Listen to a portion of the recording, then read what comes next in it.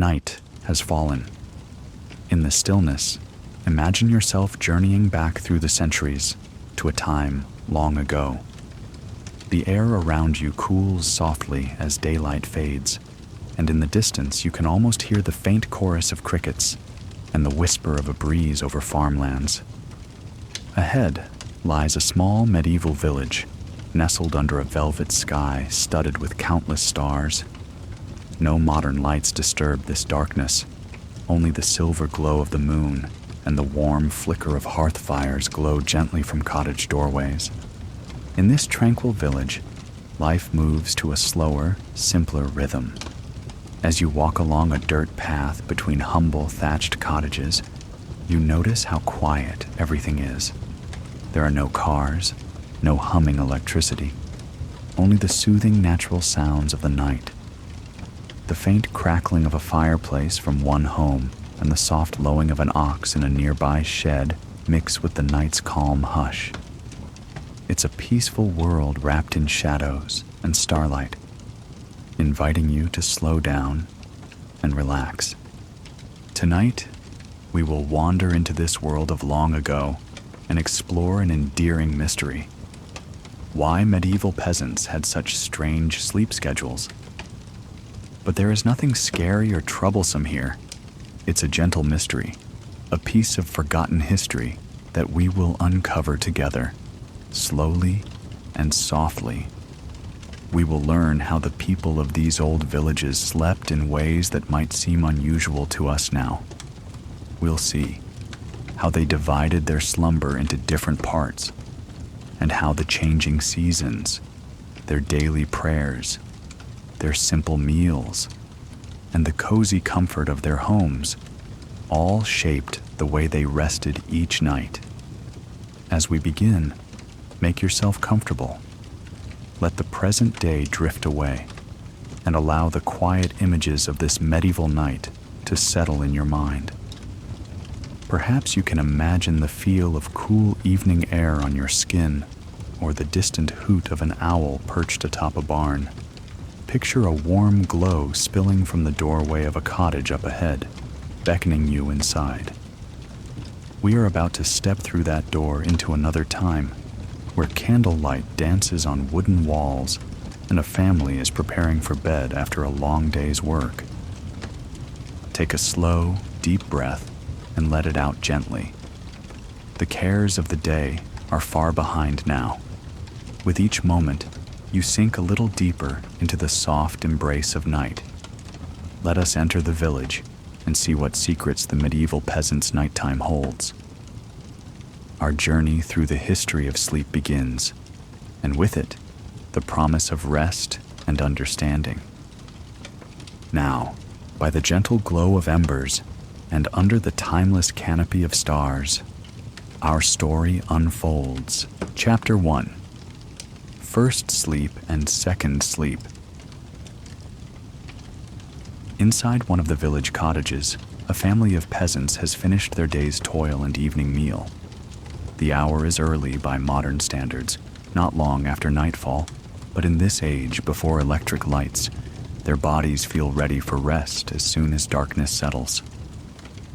The father yawns and stretches by the hearth, where a small fire still flickers. The mother has just laid their few wooden bowls aside after supper. Children, already drowsy, curl up on the straw-filled bed in the corner. With the last chores done and nothing but quiet night ahead, the family eases naturally into slumber. One by one, they drift into a first sleep, a deep initial rest that comes swiftly after the weariness of the day. For a few hours, all is still. The little cottage is dark, except for the faint red glow of embers under the ash. Outside, the village is silent, every household tucked in. The stars wheel slowly overhead. Then, sometime around what we might call midnight, though no one here is watching a clock, the family begins to stir.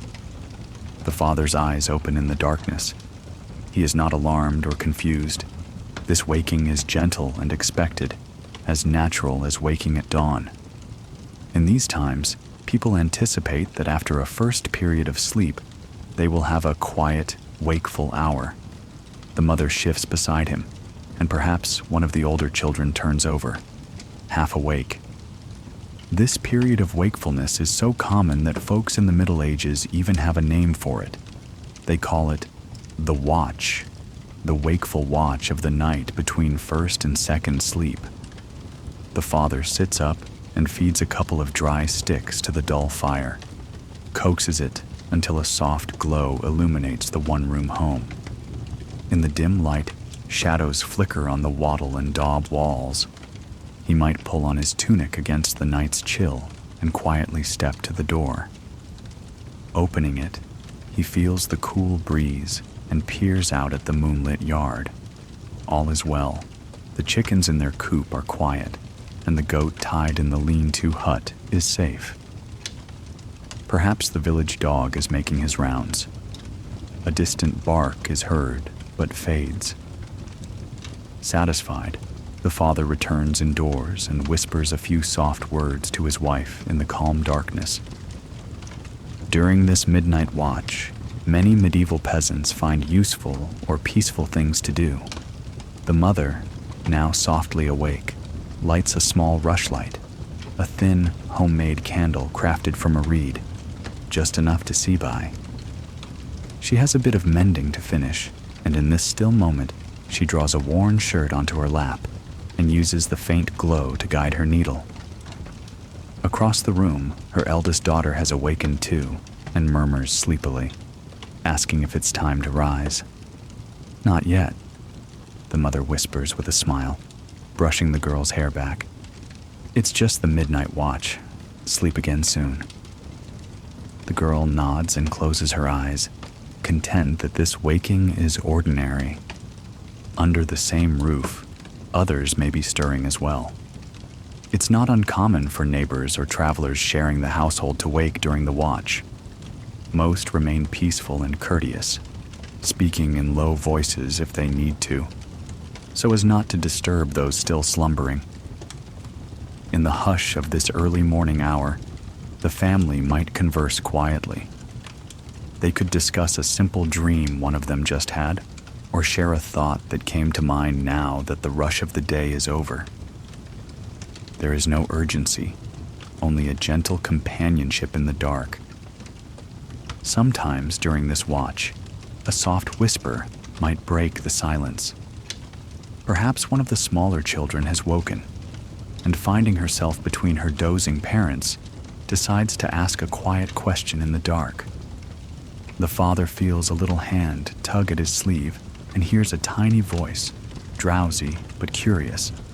"Papa, I had a dream." He smiles in the darkness. He's awake anyway, and this is a precious moment. In hushed tones, he asks what it was about. The little girl murmurs that she dreamed of a giant ox that could talk. The father chuckles softly, careful not to wake the others, and tells her that must mean she'll grow up strong as an ox herself. He perhaps shares a quick little story of his own, a comforting superstition that friendly spirits send such funny dreams to make children brave. The girl giggles sleepily. Her brief wakeful chat with Papa in the warm gloom has chased away any lingering dream fright. With a gentle kiss to her forehead, he guides her to snuggle back under the blanket. Secure in the knowledge that her parents are right there beside her, the child sighs and drifts back to sleep, her small hand still resting in her father's calloused one. Some nights, this interval is used for small tasks that are easier to do when the world is quiet. A father might sit by the hearth, carefully carving a wooden handle for a tool or patching a broken bucket.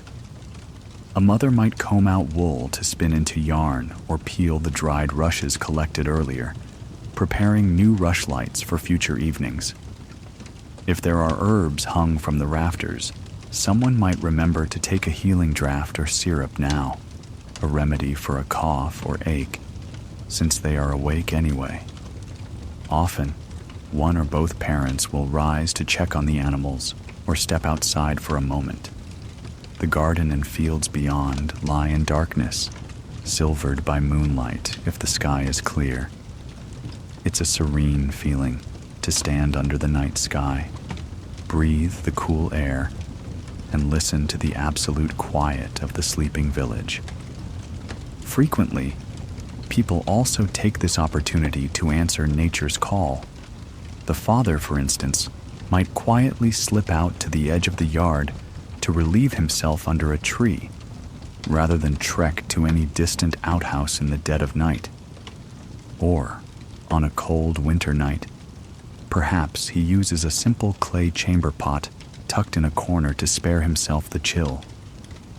Importantly, no one in this household is anxious about being awake at this hour. Unlike a modern person who might check a clock and worry about insomnia, these medieval villagers take it as normal that sleep comes in two phases. They do not lie there wondering, why can't I sleep? They simply enjoy the quiet wakefulness, knowing that the urge to sleep will return in due time. In fact, this time is often cherished. The world around them is so still and hushed, offering a pocket of peaceful solitude or companionship. The mother might say a brief prayer while she threads her needle, quietly thanking God for the restful night so far. The father might poke at the fire and then sit in thought. In fact, clergy and spiritual guides of the time often encouraged people to use this mid-sleep interval for prayer and contemplation. In these quiet hours, free from the day's labors, one's prayers were thought to rise with special purity in the hush. Perhaps the father, after stirring the embers, bows his head for a moment of reflection. The mother, as she mends, could softly recite an Ave or a psalm, her voice barely above a breath, feeling a gentle peace in these devotions. Both husband and wife take comfort in their faith's presence in the darkness, before their thoughts drift back to simple matters. The father now reflects on the previous day's events or mentally plans tomorrow's tasks, all without the pressures of daylight. It is also a time of intimacy and human connection. Many a village child was likely conceived during the comfortable quiet of the watch, when husband and wife, now refreshed from the first sleep, can share tender moments before sleep takes them again. Lying side by side in the darkness, they might whisper softly, exchanging loving words or gentle laughter while their children doze nearby. In an era when privacy is scarce and whole families often share close quarters, modest couples still find ways to be affectionate in hushed tones. The midnight hour provides a blanket of darkness and drowsiness that makes any such whispers feel especially warm and secret. There is a sweet, unhurried quality to these encounters. After a long day of hard work, the first sleep has eased their exhaustion, and now they have the energy for intimacy, or simply to enjoy each other's company in the calm of the night. They know that many of their neighbors are likely awake as well in their own homes, tending fires, whispering prayers, or sharing comfort. So this communal rhythm of wakefulness does not feel lonely. After roughly an hour or two, the household's activities wind back down. The little sewing or carving project is finished or put aside. The fire is nudged back to a safe dim glow. The rushlight has burned low, and the mother pinches it out to save what remains. There comes a moment when eyes grow heavy once more. One by one, each family member yields again to the call of sleep. Blankets are drawn up, hay-stuffed pillows adjusted, and the family nestles close against the chill that deepens before dawn. This is their second sleep, a return to restful slumber that will carry them through the remaining hours of night until the first light of morning. Outside, the stars continue their slow dance across the sky. Inside the cottage, breathing evens out and softens as everyone drifts into dreams again. The second sleep is as deep as the first, or even deeper, coming after that tranquil interlude of wakefulness. By the time the rooster crows from the barnyard and a gray hint of dawn appears at the cottage window, the cycle of 2-part sleep will be complete. The father and mother will wake for the day's labors, and the children will rub their eyes, all generally feeling that they have truly rested. In their world, this pattern of waking once in the middle of the night is utterly normal, a familiar ebb and flow of consciousness that nobody thinks to question. It is simply how nights pass. The first sleep and second sleep create a gentle rhythm within each night, giving a natural pause for breath in between. Having experienced the typical course of a medieval night with its first and second sleep, we can now gently turn our attention to how the changing seasons colored these experiences. For the character of a night in summer could be quite different from one in winter. The length of darkness, the temperature in the cottage, and even the family's evening habits all shifted through the year. Yet through spring, summer, autumn, and winter, the pattern of 2 sleeps endured, adapting to the world's turning. Let us stroll onward and see how seasonal rhythms influence the nightly rest of medieval folk. Chapter 2: Long Nights and Changing Seasons.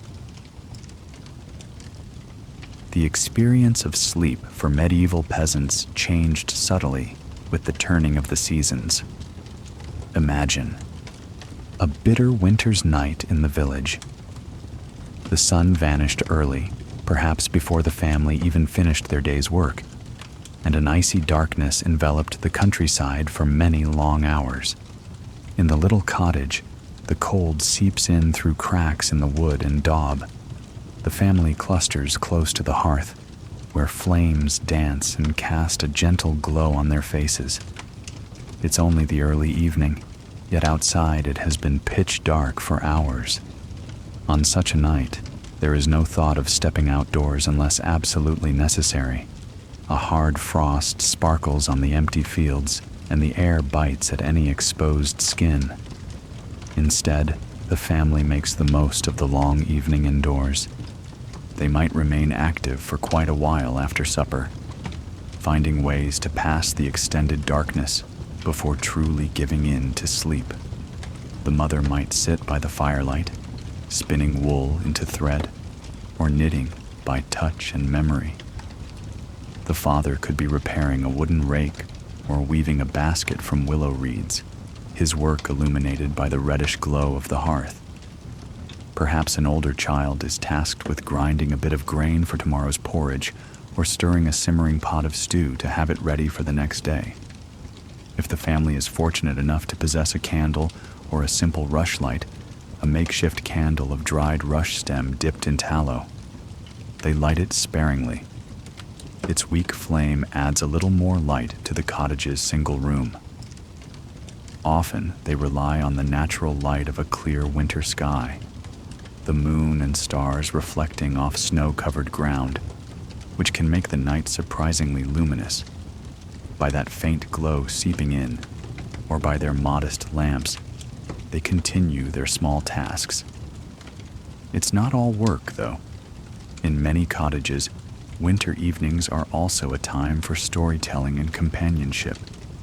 A grandmother might share a well-worn folk tale, her voice low and soothing, while the others listen and watch the fire. Neighbors might sometimes gather at one home, everyone drawn to the warmest hearth, and spend a couple of hours in quiet talk or communal tasks like mending nets or quilting blankets together. These simple social pleasures help while away the otherwise endless hours of darkness. Even with such activities, the winter night still feels long and heavy. Before too late, yawns begin to escape the family members' lips. Though it might be only 8 o'clock in the evening, outside the blackness has been deep for hours, and their bodies, attuned to the sun's cycle, crave rest. Still, they do not always retire the moment darkness falls. In fact, Medieval households often stayed up until roughly 9 or even 10 at night in winter, despite the early sunset. The fire is banked with a fresh log. The last embers of the rushlight are snuffed to save oil or fat, and the family settles into bed at last, grateful for the warmth they share under the blankets. On the coldest nights, they keep on as many layers of clothing as possible and heap extra woolen cloaks or spare hay on top of themselves. If they have livestock, perhaps a cow or a few goats, housed in a partition of the same cottage, the animal's body heat lends a welcome warmth to the living space. All huddle together against the chill. The long winter's first sleep begins. Despite the later bedtime, the pattern of segmented sleep persists. After a few hours of slumber, even on a frigid January night, one or more family members will likely awaken for that customary watch period. In winter, this might occur deeper in the night, perhaps around midnight or 1 in the morning, since they retired a bit later than in summer. The household stirs in the darkness, breath visible in pale puffs if the fire has died low. The father quickly rises to revive the hearth, knowing that if it goes out completely, the cold will creep in faster. He might step outside briefly to fetch more firewood, crunching over frozen ground beneath a sky glittering with winter stars. The air is painfully cold on his face, urging him to be quick. Back inside, the sudden rush of warmth from the rekindled fire is a great comfort. The family may wrap blankets or shawls around their shoulders as they use the watch time to tend to small needs. On a winter watch, they might all prefer to stay near the fire rather than venture far in the dark. The mother might stir up a warm drink, perhaps heating a bit of weak ale or herbal infusion by the hearth to chase away the chill from within. Sipping from wooden cups, the family members sit drowsily, enjoying the quiet together. If someone needs to relieve themselves, they are especially thankful for the little chamber pot tucked under the bed, sparing them a trip into the frosty night. One advantage of the long winter nights is that there is ample time for both rest and quiet wakefulness.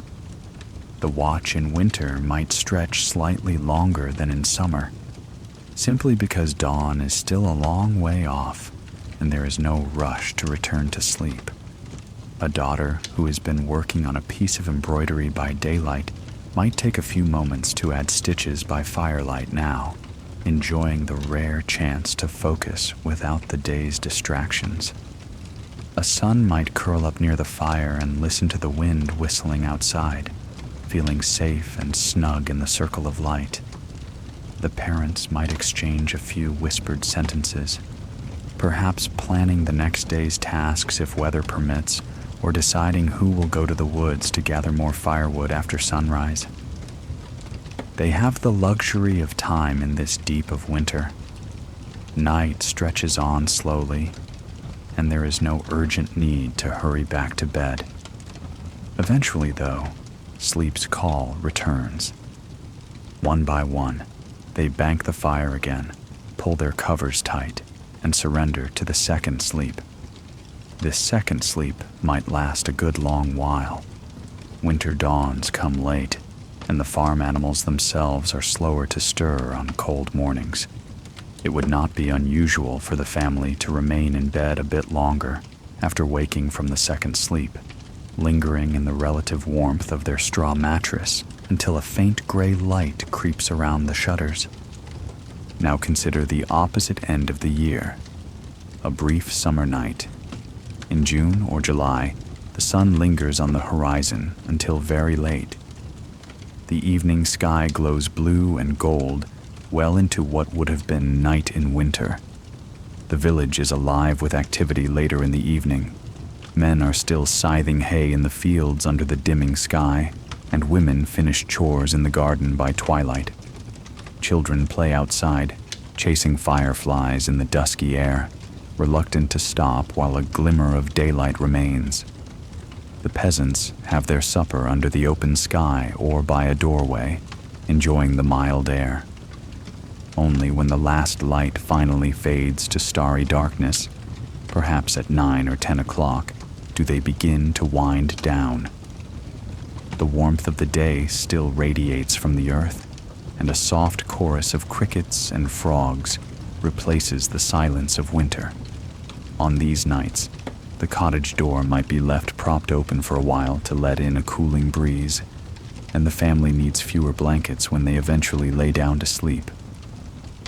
Because the summer nights are so much shorter, the family's routine adapts. They stay up later than in winter, naturally, often until the darkness is complete. Maybe it's close to 10 o'clock or beyond when the household finally settles to rest. Their bodies, tired from long hours of field labor under the sun, welcome sleep quickly. The first sleep comes, and it might not last as long as it did on a winter night. After all, the roosters will be crowing at an early hour, and dawn will crack open the sky before 4 a.m. in some regions. Still, true to the old pattern, many people will find themselves awake for a short while in the middle of that brief summer night. The watch in summertime can be very short, perhaps only an hour or less, and it might occur in the very middle of the night, say around 1 or 2 in the morning. In those quiet moments, the cottage is warm and a bit stuffy from the day's heat, so the father might rise and open the door to let in fresh, cool air. He stands in the doorway, looking out at the dark silhouettes of trees and the stars shimmering above them. The leaves rustle gently in a night breeze. It's a refreshing pause. He can smell the sweet scent of hay and distant wildflowers carried on the air. Inside, one of the children has kicked off their light linen sheet in sleep and now, half awake, complains of being hot. The mother smiles and moves to fan the child gently or wipe his brow with a cool, damp cloth, soothing him back into comfortable slumber. There is no need to stoke the fire. It has died down to faint embers, and that is just as well on a warm night. Instead of huddling around flames, the family might even step outside together for a minute, barefoot on the cool earth outside their door.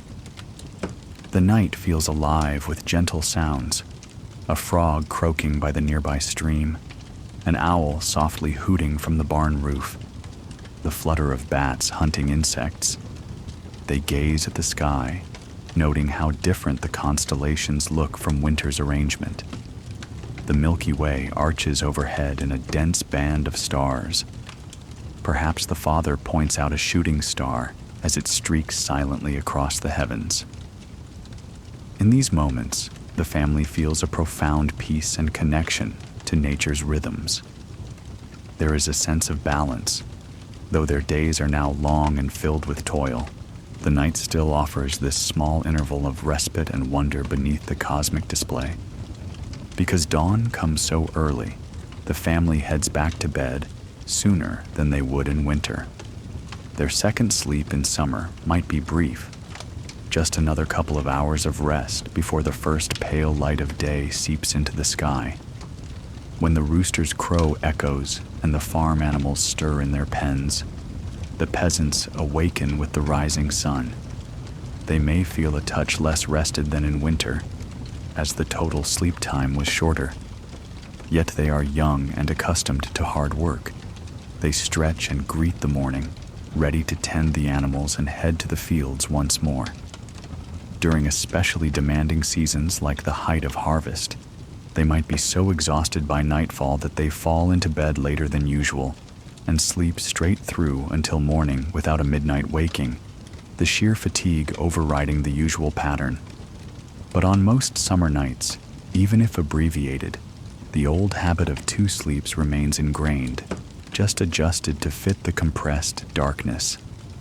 Spring and autumn bring their own variations.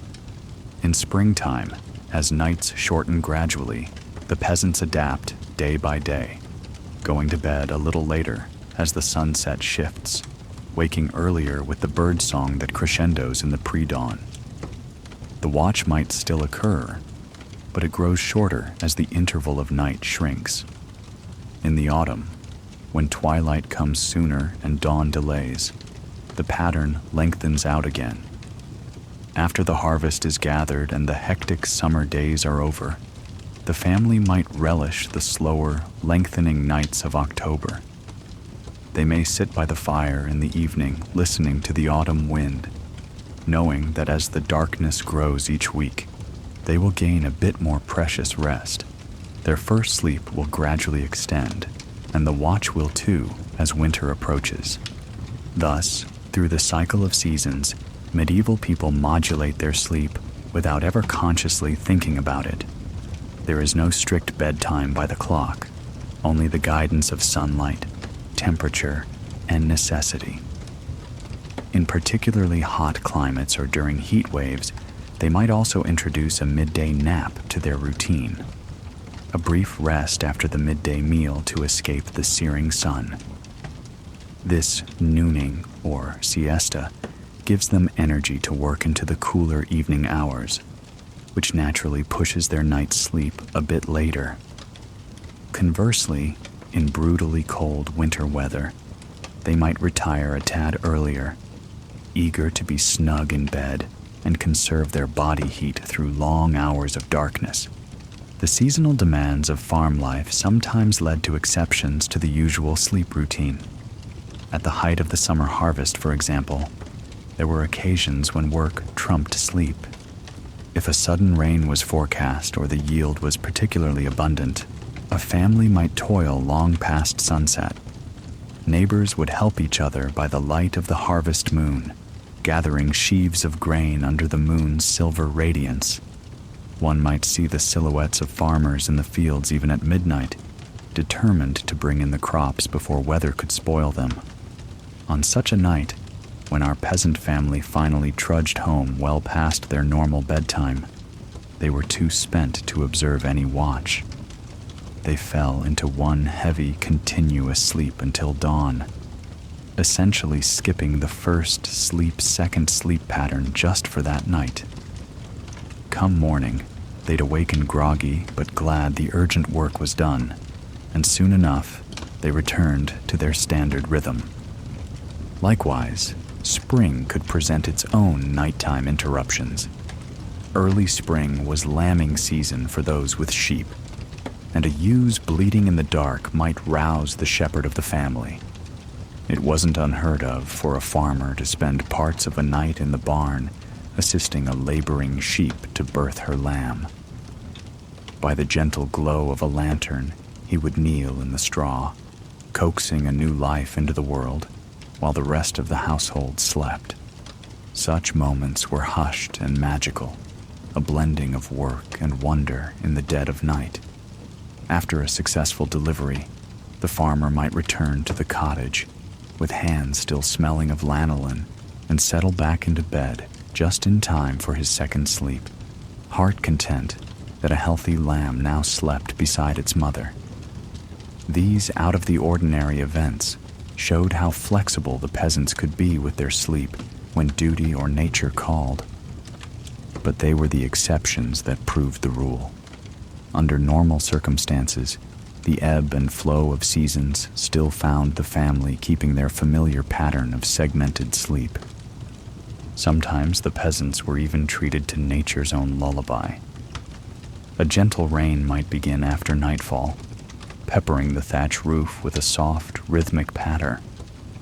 Inside the cottage, the family would snuggle down even cozier as they listened to the rain's song. There was something deeply soothing about hearing the raindrops drumming above while knowing they were dry and safe below. The sound blurred into the crackle of the hearth and the occasional sigh of a sleeper, creating a womb-like cocoon of white noise. Many a medieval villager probably drifted into the sweetest sleep on rainy nights, the worries of the day washed away with each tapping drop. Even a thunderstorm, while startling at first with bright flashes and sky rumbling, could bring a sense of awe and then release. After the thunder rolled by, the downpour often settled into a steady shower that masked all other noise. In those moments, a sleeper might pull their blanket up to their chin, listen to the rain's steady cadence, and feel a rare moment of absolute comfort, as if cradled by the elements themselves. By morning, the clean air and dripping eaves would greet them, but during the dark hours, the rain was like a guardian, ensuring that no other disruptive sound or thought could break the spell of slumber. Perhaps one of the greatest differences between medieval night and our modern nights is the sheer peace and natural rhythm of it. Once the village settled down, there was an understanding that loud disturbance was unwelcome. People generally did not shout or sing boisterously at night, unless drunk on a festival eve, and that was rare in a small, hard-working village. There were no engines, no mechanical clatter, only the natural world slowly transforming as creatures of the day went silent and creatures of the night emerged. This relative quietude and darkness signaled unequivocally to every person's mind and body that it was time to rest. The circadian rhythm of our peasant family was in tune with their environment. The surge of energy at sunrise, the winding down at sunset, and the deep, dark nights prompting a heavy slumber until cockcrow. It is in these conditions, the near total dark, the soft sounds of nature, the flicker of firelight, and the embrace of quiet, that the medieval peasant's sleep took place. The environment was not always gentle. Sometimes it was frightening or uncomfortable, but it was also often sublimely serene. Many nights, nothing unexpected happened at all. Just hours of darkness moving silently overhead while the village dreamed. In that silence, their bodies repaired from the day's toil. In that darkness, their minds conjured dreams perhaps inspired by the distant hoot of an owl or the silver of moon through their eyelids. Imagine lying in that environment. No honking cars, no electric hum, only the natural concert of night. If you woke from your first sleep, you might step outside and see the Milky Way glowing so brightly that it casts a subtle shadow. You might hear your neighbor's mill stream flowing faintly in the distance and smell the damp of the earth.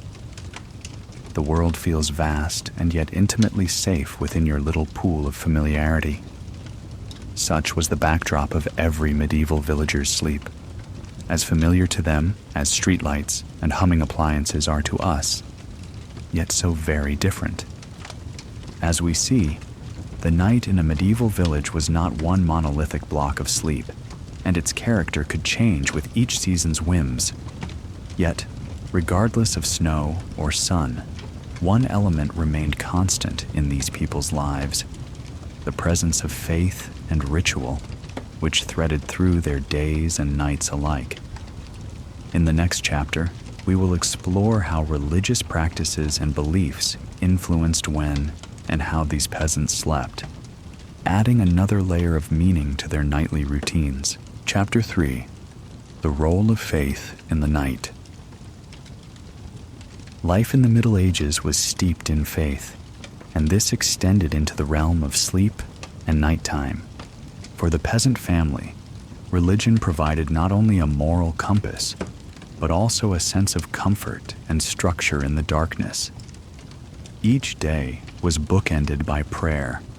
In the evening before bed, they would offer thanks for the day and ask for protection through the night. At dawn, they would praise God for the return of light and life. The church's influence was felt in subtle ways at sundown and sunrise, gently guiding their habits and easing their minds as they drifted off. Imagine our peasant family on a typical night as the fire burns low. Before settling into their first sleep, they gather for a simple family prayer. Perhaps the father leads them in an Our Father or a Hail Mary, words murmured in the dim firelight. children, eyes heavy with sleep, make the sign of the cross as their mother whispers a soft Amen. This little ritual is as ingrained in their routine as the act of closing the door for the night. No matter how humble their education, they likely know a few prayers by heart. Reciting these familiar lines gives them a feeling of safety, a way of entrusting themselves to God's care until morning. Many folk of the time believed fervently in the power of such prayers. In a world without modern medicine or security systems, calling on divine guardianship was their foremost protection. Outside, from the distant parish church or abbey, a bell might ring. In some communities, an evening bell known as the curfew tolled around 8 or 9 o'clock, signaling that it was time for everyone to cover their hearth fires and retire for the night. Upon hearing that resonant peal echo over the fields, villagers would dutifully bank their fires, literally couvre-feu, cover the fire, and often say their final devotions of the day. One can picture our family pausing at the sound of the bell. The father might lift his head and say quietly, "May the Lord watch over us this night," to which the others softly reply, "Amen." The curfew bell thus becomes more than a practical signal. It is also a communal call to prayer, a gentle reminder that all over the countryside, others are also bowing their heads in that same moment. In their one-room cottage, the symbols of faith are modest but present. Perhaps a small wooden cross hangs on the wall above the bed, casting a faint silhouette in the fire's glow. Or maybe a palm frond, saved from Palm Sunday, is tucked into the rafters as a blessing.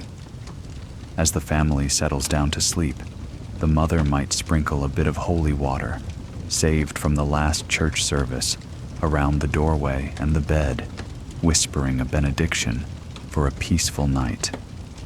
These little acts spring from a deeply held belief that the night, for all its beauty, harbors unseen dangers, both physical and spiritual, and that God's protection is needed until the morning light.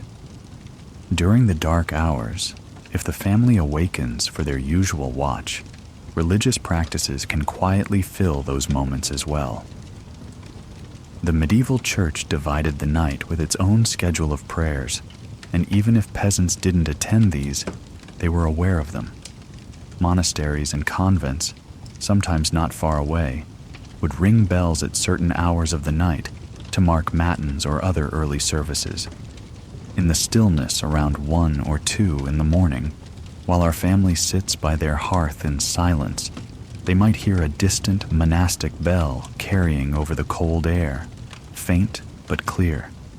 That bell tells them that somewhere monks have risen from their cots and are chanting psalms by candlelight. The peasants listen for a moment to the far-off chime.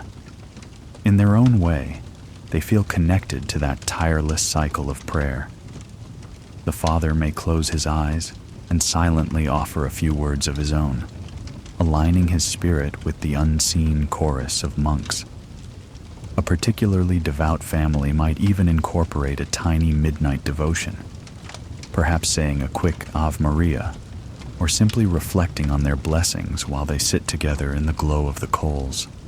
Church teachings actively encouraged lay people to pray during the watch if they were awake. Religious advisors of the era often suggested that this quiet, middle-of-the-night span was an ideal time for soul-searching and prayer. Free from the day's distractions, a person could commune with God with a clear mind. Our peasant mother, mending by the fire during the watch, takes this advice to heart. As her children doze and her husband gently pokes the logs, she moves her lips in silent prayer. Perhaps she recites a verse from the Psalms that she learned as a girl. "In peace I will lie down and sleep. For you alone, O Lord, make me dwell in safety." The words soothe her soul as she stitches, reminding her that even in the dark, God watches over their humble home. The father, meanwhile, stirs and feels a wave of gratitude. Their family is safe for another night, and he utters a quiet thank you to heaven for this peace. Not only did faith provide comfort, it also gave a framework to the passage of night. The church had designated prayers for various times: Compline at bedtime, matins deep in the night, lauds at dawn.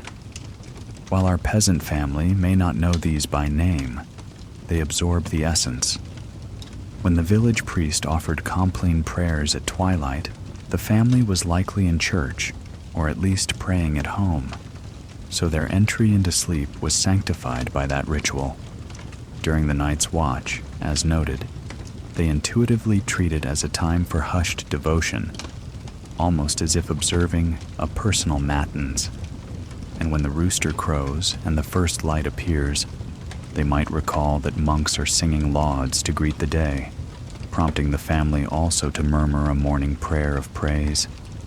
In this way, their natural sleep pattern dovetails with the spiritual hours of the church. The rhythm of two sleeps with a contemplative pause between fits neatly with the rhythm of evening, midnight, and morning prayers that the religious world maintains. It is a harmony between body and spirit, time and eternity, playing out each night. Even beyond the laity, the monastic orders structured their entire lives around a segmented day and night. Monks and nuns observed the divine office, a cycle of prayers at fixed hours, which meant rising in the middle of the night was part of their holy routine. In a Benedictine monastery, for instance, the bell would toll in pitch darkness to summon the community for matins, also called vigils, sometime around midnight or the very early hours of morning. The monks would quietly leave their straw pallets, wrap themselves in their habits against the chill, and proceed by flickering lantern light to the cold stone church. There, while most peasants slept, the monks stood and chanted psalms in Latin, voices echoing in the vaulted nave, candles casting long shadows, offering what they believed was vital prayer while the world slumbered. This service could last an hour or more, after which the monks might have a brief period of private reading or meditation. Some might even grab a small snack from the refectory if hunger bothered them. Then, they returned to their cells to catch a second span of sleep before the next bell at dawn signaled lauds, the sunrise prayer. Monastic chroniclers occasionally mention that they had no trouble awakening for matins. It came naturally, as they were used to that rhythm. In fact, many monks found the nocturnal office spiritually enriching. Those quiet hours felt especially close to God. In essence, the religious life deliberately embraced and reinforced the biphasic sleep pattern, turning what was normal human physiology into a time for devotion. On certain special occasions, religious practice would overrule the usual sleep schedule entirely. For instance, on the eve of Christmas, many villages held a midnight mass. Our peasant family, along with their neighbors, would bundle up against the winter cold and make their way to the church in the dead of night, lanterns bobbing in the darkness. The excitement and reverence of this yearly event carried them through what would normally be their first sleep. Inside the small stone church, lit by many flickering candles, they would stand through the Latin hymns and prayers, celebrating the holy night when, as they believed, a Savior was born. By the time they returned home under the stars, it might be 2 a.m. On that night, instead of 2 sleeps, they likely collapsed into one satisfied slumber until dawn, their hearts warm with the joy of the service.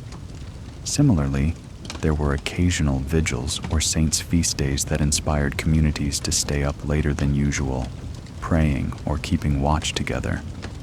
These were deviations from the norm, meaningful interruptions of their routine in the name of faith.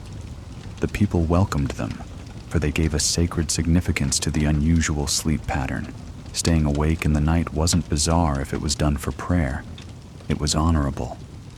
Even on ordinary nights, subtle religious influences abounded. If someone had a nightmare or was afraid of the dark, a common remedy was to recite a prayer or invoke the name of Jesus or Mary for comfort. A mother comforting a frightened child at midnight might trace a small cross on the child's forehead and whisper, "Jesus and Mary keep you safe." The child, reassured by this invocation, would nestle back to sleep, believing that gentle angels stood guard. Indeed, many families believed in guardian angels, heavenly protectors assigned to each soul. They would tell their children that an angel watches over them at night, keeping the devil and bad dreams away. This belief made the darkness less fearful and sleep more secure. The nights were also punctuated by church bells that indirectly influenced sleep. At the break of dawn, the church bell might ring out again, pealing through the crisp morning air to announce the day's first Mass, or simply to let the community know that daylight had returned. For the peasants who were in their second sleep by that time, the bell could serve as a gentle alarm clock. The father in our family might awaken to those chimes and nudge his wife, both knowing it is time to rise and say their morning prayers. In towns, a bell at 4 o'clock signified the end of the night watchman's duty and the first service of the day. But even in a rural hamlet without such formal signals, the natural cues of light and the memory of the church's routine guided them. They often woke up with a prayer on their lips, continuing a tradition taught by the church, to offer up each day to God from the moment of waking. Thus, from dusk to dawn, religion quietly accompanies our medieval peasants' sleep. It comforts them in their vulnerability at night, provides explanations and rituals that make the unknown feel safer, and sometimes even dictates when they sleep or wake.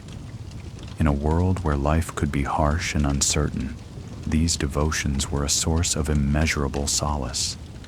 The peasants truly felt that they entrusted their souls to God for the night, as one old prayer went, believing that if they should die before they wake, God would take their soul, and if they lived to see the morning, it was by His grace. With that faith, they could close their eyes without fear. The church's influence also gave peasants something precious: occasional rest days. Sundays and various holy feast days were officially times when no work, or at least no heavy field labor, was to be done. For the hard-working peasant, these were welcome breaks. They could attend morning Mass and then spend the remainder of the day in relative leisure, perhaps enjoying a communal meal, a bit of recreation, or simply catching up on sleep.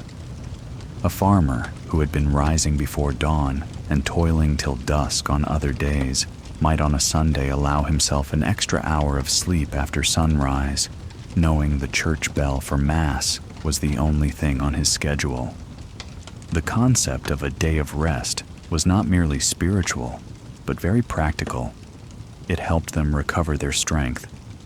Church holidays, or holy days, the origin of our word holiday, dotted the calendar, and while peasants didn't get lavish vacations, they did relish these small reprieves.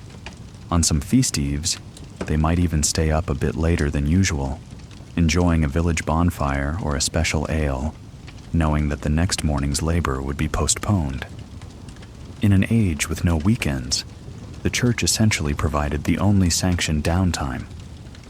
This, in turn, contributed to better sleep when those nights came. The peasants could go to bed slightly less exhausted and wake without the usual pre-dawn urgency. In a way, the religious calendar built in a primitive form of work-life balance long before anyone coined such a term. As the night wore on then, they slept under the watch of both the church's rhythms and their personal prayers. And when morning came, they greeted it with gratitude and more prayer. With hearts thus anchored, they approached each day anew. In the next chapter, we will leave the spiritual realm and return to the physical comforts and discomforts of medieval sleep. We'll step back inside the cottage to examine their beds, bedding, and sleeping arrangements, and how those too shaped the peasants' nightly experience. Chapter 4: Beds, Families, and Sleeping Arrangements. When it comes to where and how medieval peasants slept, modern eyes might find the scene quite crowded and rustic. Yet, for the villagers themselves, it was normal and comforting. In our peasant family's cottage, there is no separate bedroom for parents or children, no private spaces with doors. The single-room home serves as kitchen, parlor, and bedroom all at once. As bedtime approaches, the area near the hearth becomes the family's sleeping quarters. By the glow of the remaining embers, they prepare their simple bed. In many cases, a peasant family's bed was essentially a pile of bedding on the floor. The poorest folk spread out a layer of straw or hay directly on the hard-packed earth to serve as a mattress. Those a little better off might have a wooden bed frame, a rough but sturdy structure that lifted the bedding a foot or two above the ground. Our family is fortunate to have such a frame, fashioned by the father's own hands from timber cut in the nearby woods. Across this frame are strung ropes in a crisscross pattern to support the mattress. Tonight, as on most nights, the father quickly checks the tension of these ropes, pulling them taut so that the sleeping surface will not sag. Over these ropes lies the mattress, a large cloth sack plumply stuffed with available materials. Straw is the primary filling, golden dried stalks gathered after the grain harvest, because straw is springy and plentiful. Mixed in might be other fibers. In some beds, people added whatever they had on hand, be it wool from old thrummings, bits of horsehair, dried leaves, or even rags to bulk it out. Every so often, perhaps a few times a year, this sack is opened up and the contents refreshed. The children actually enjoy this chore, refilling the mattress with fresh, sun-dried straw, because the new straw smells sweet and clean. On those nights, the whole cottage carries the pleasant scent of hay, and lying down on the renewed bedding feels especially nice as it crackles softly under their weight. Bedding in the Middle Ages was a communal affair. The entire family shares the same mattress and covers. They do have a few blankets, coarse woolen blankets, often threadbare but warm, and these are spread out for everyone. Additional old cloaks or heavy cloths might be layered on top in winter. The idea of each person having their own bed is unheard of for peasant folk.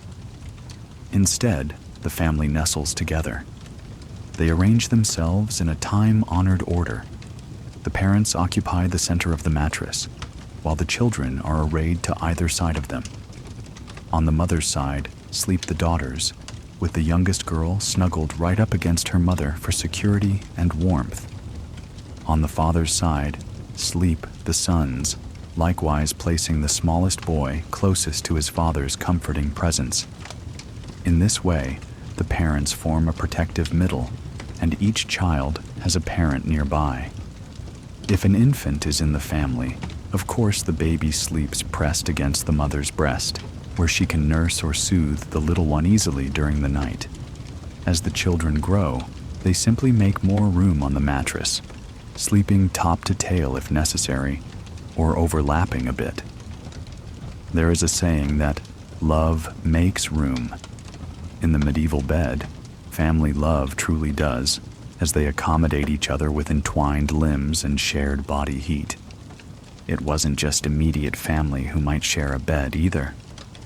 Privacy, as we think of it, was scarce. If a guest came to stay, say, a wandering cousin or a neighbor's child, they would be invited into the family bed as a matter of course, usually taking a spot at one of the outer edges, beyond the host's children. The same went for any resident servants or farmhands in the household. They too rolled into the common bedding. All were considered part of the household for the night. Even traveling strangers could end up as bedfellows under certain circumstances. In inns or hospices, it was common for multiple patrons to share available beds if space was scarce. The idea of double booking a bed did not carry the awkwardness it might today. It was simply practical. People understood that sleep was a natural state, and as long as each person behaved with decorum, sharing a bed was not indecent. In our family's cottage, if someone unrelated is sleeping over, everyone just adjusts. Perhaps the children squeeze a bit closer together, and the guest tucks in at the foot of the bed or on the side. With so many in one bed, one might expect chaos, but actually, there were unspoken rules of bed etiquette. Each person tried to keep to their own small section of mattress and to lie reasonably still. Tossing and turning too much was frowned upon, as it could jostle or wake the others. If a sleeper needed to change position, they would do so slowly and carefully. Parents taught their children to be mindful of their siblings during the night. No kicking or flailing about. Of course, now and then someone would elbow someone else, or a child would sprawl sideways and have to be gently repositioned. In general, though, people adapted to the closeness. It must have been rather cozy, too. The soft symphony of family members breathing, the warmth radiating from each body under the covers, all contributing to a feeling of togetherness. Let's take a closer look at the content of their mattress and bedding, as these are central to comfort. The straw stuffing provides cushioning, but also harbors some unwanted guests, namely insects.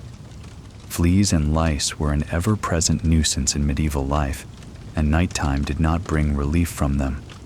The family's bodies, warm under the blankets, might attract these tiny pests into the bedding. Bites and itches were therefore a common annoyance beneath the sheets. Our peasant family does what they can to mitigate the problem. When they refill the mattress, they often mix in aromatic herbs believed to repel insects. A plant aptly called bedstraw, Galium verum, also known as lady's bedstraw, is a favorite. Its dry stems give off a pleasant smell, and by lore, discourage fleas. They might also sprinkle dried lavender or mint among the straw for the same purpose, giving the bed a sweet, grassy fragrance. These measures help a little. At least the scents mask some odors of sweat or dampness, and perhaps the strong herbs do make the fleas slightly less enthusiastic. Still, it's not a perfect solution. Now and then, in the middle of the night, someone will scratch at a cluster of bug bites or groan about a louse tickling their skin. It's simply part of life. Everyone has learned to endure a bit of itching and try to fall back asleep, just as they endure blisters or bug bites during the day. Cleanliness by modern standards is unattainable. They cannot bathe or launder bedding frequently, so they accept that complete pest-free sleep is a rarity. Despite these discomforts, the family's bed is a haven in its own way. The straw is piled thick enough to be soft and insulating. When they all lie down together, the combined heat under the blankets soon creates a cocoon of coziness, even in winter. The children drift off, feeling the solid reassurance of a parent on one side and a sibling on the other. If the wind howls outside or rain patters on the roof, those noises are buffered by the sturdy presence of loved ones around them. The bed is essentially an island of warmth in the otherwise cold, dark room. The rough wool blanket might be scratchy on bare skin, but it is heavy and comforting. The little pricks of straw that work their way through the sheet are minor annoyances that the peasants are long accustomed to. A small price for a mattress that costs nothing but labor to assemble. To them, the bed is comfortable enough. After a day of manual labor in the fields, their bodies are tired and easily lulled to sleep by the mere horizontal repose. Consider also the clothing they sleep in. Our modern notion of pajamas did not exist. The family members typically sleep in their undergarments, simple linen smocks, or shirts that they also wear under their daily clothes. These long shirts double as nightshirts. In warm weather, some might even sleep without any clothes at all, finding it cooler and not immodest, since the whole family is used to seeing each other in various states of undress. In colder months, they do the opposite. They layer up. A woolen hat or nightcap might be donned to keep the head warm. There's a saying that you lose much heat through your head, and medieval folks knew the feeling. Socks or foot wrappings might be kept on if feet tend to get icy. The mother might wear an extra shawl around her shoulders even in bed, which she can also use to swaddle a wakeful baby as she nurses in the chill of an early morning. So, within the bed, each person manages their own comfort with the clothing they have, all while remaining bundled together under the communal covers. The layout of the cottage itself plays a role in sleeping arrangements too. Many peasant houses were designed to shelter humans and livestock under one roof. Frequently, one end of the single-room hut, often about a third of the floor space, was sectioned off as a byre or pen for a cow, a couple of goats, or a few sheep or pigs. A low wooden barrier or hurdle might separate this area from the living quarters, but the sounds and smells inevitably mingled. Our family's cottage indeed houses their milk goat and a piglet in a small pen by the door. At night, these animals settle down on their own bedding of straw. The goat occasionally lets out a sleepy bleat or rustles when it stands to reposition, and the piglet gives soft grunts and snores. These gentle farm noises are part of the peasant night music. Far from being a disturbance, they actually reassure the family. The presence of their animals is economically important and even emotionally comforting, like having additional family members nearby. The body warmth of the creatures also provides a bit of natural heating for the cottage on freezing nights, as we've noted. Often, a family dog will snooze by the threshold, loyally guarding the home. Our family's shaggy brown dog has curled up just outside the door, where he can keep watch over the yard. Every now and then he shifts or scratches, the jingle of his collar tags, simple metal bits, sounding in the quiet. Inside, the family cat, a mouser vital for keeping rodents at bay, prowls along a rafter or curls up right on the foot of the family bed. Cats were welcome in medieval households, precisely because they hunted mice, which could plague the grain stores and even nibble on people's bread at night. If a mouse skitters in the thatch or along the floor, the cat's ears perk, and she might leap off in pursuit. But otherwise, she too enjoys the warmth of the bed and the company of her human pride. A soft purr by someone's feet might be one of the last soothing sounds the children hear as they fade into sleep. In the morning, this communal bed will be dismantled or tidied up to make space. The children will hop up, and the father or mother will hang the blankets on a peg to air them out, or simply fold them aside. If the mattress is portable, they might prop it against the wall for the day, giving the straw a chance to breathe and the family room to move about. The multi-purpose nature of their home means that the sleeping area isn't a permanent setup. It has to be rolled away like a mat at dawn. By night, however, it will be lovingly reassembled for the next sleep. Sleeping all together in such close quarters on a shared bed of straw might sound uncomfortable to us, but to medieval peasants, it was the way things had always been. The bed was a place not only of rest, but of familial closeness, where parents and children unconsciously bonded in the dark, sharing dreams and warmth. In that snug huddle, they felt protected from the vast night outside. It is easy to imagine a small child in that bed, stirring from a bad dream, then reaching out in the darkness and finding the reassuring form of mother or father right there, and thus drifting back to sleep, fear banished. The physical togetherness of their sleeping arrangement provided emotional security as well. In this manner, night after night, the family's bed holds them all, through summer heat where they lie sprawled with minimal covers, and winter cold where they burrow under layers and huddle even closer.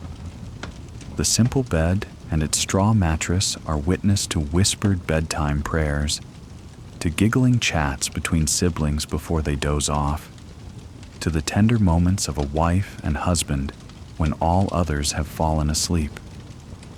It's a cradle of their private life as a family. It's worth noting that not everyone in medieval society slept as the peasants did. Wealthier folk, like lords and ladies, enjoyed more lavish sleeping arrangements, in theory. A great lord might have a large bed with multiple luxurious mattresses, straw at the bottom, wool in the middle, down feathers on top, and draped with embroidered linens and thick curtains. These bed curtains, introduced by the high Middle Ages, helped keep out drafts and afforded some privacy in a hall full of people. A noble's bedroom, often called a solar, was an indicator of status, furnished with carved bedposts and soft pillows. The bed itself was an heirloom piece of furniture. However, even nobles did not always sleep alone. Their attendants or guards often dossed down on pallets in the same room, and family members or favored guests might share the bed if needed. Complete solitude in sleep was a rarity. Meanwhile, middle-class households, like well-off merchants or reeves, would have simpler wooden bed frames and perhaps a dedicated bedroom chamber, but still nothing like the space or solitude many enjoy today. These differences aside, all levels of society experienced night without artificial light or modern distractions, and even those in feather beds adhered to the natural rhythms of first and second sleep. In castles and cottages alike, the deep quiet of medieval night reigned once the candles were snuffed. Having looked at how the peasants made themselves comfortable, or at least content, with their bedding and sleeping arrangements, we turn next to another aspect of their nightly experience: what they ate and drank before sleep, and how that might have affected their rest. Their diet and evening routines surrounding food, from a belly full of warm pottage to a mug of weak ale, played a part in shaping the quality of their slumber. Chapter 5: Supper and Slumber, Diet's Influence on Sleep. As night fell and work on the farm ceased, thoughts turned to supper, the evening meal that would fill the belly and gently usher the body toward sleep. In the medieval village, the evening repast was usually simple but hearty, crafted from whatever the family had available. One can imagine our peasant family gathered around the hearth as dusk deepens, tending a cauldron of pottage hanging over the fire. Inside simmers a thick stew of vegetables and grains, perhaps some cabbages, turnips, or leeks from their garden, a handful of dried peas, and a scoop of barley or oats to thicken the brew. The mother might have added a spoonful of precious salt and a few herbs, a sprig of thyme or parsley for flavor. If they were lucky that day, there could be a bit of protein in the pot, maybe a chunk of salted pork fat for richness, or a few beans, or on special occasions, a scrap of meat from a chicken or rabbit they'd managed to procure. More often, it was an entirely meatless stew, relying on fiber and starch to satisfy hunger. Alongside the pottage, they would have their bread, the staple of life. This would be a coarse, dark bread, likely made from rye or barley flour. Fine wheat bread was reserved for the rich. The loaf, baked earlier in the week in a communal oven, is dense and a little sour. The father slices off chunks with his knife for each person. They might also have a bit of cheese, perhaps a small piece of sharp goat cheese saved carefully for the meal, and if it's springtime, maybe a few fresh greens or herbs as a salad on the side. As they eat this humble supper, the family feels the warmth of the food spread through their bodies. The cottage interior is dim and shadowy, but the hearth's glow lights their faces, and the rising steam carries the savory smell of broth. After a long day of labor in the fields, the hot stew and bread are immensely comforting. They dip the dry bread into the pottage, softening it and soaking up every drop of nourishment. There is not a scrap to waste. Even the last smear of porridge sticking to the pot is scraped up with a wooden spoon and shared. Hunger is a familiar companion, and on many nights the family's portions are not quite as large as they would wish. But tonight, let us say, the pot was reasonably full, and everyone has eaten enough to feel the edge of their hunger blunted.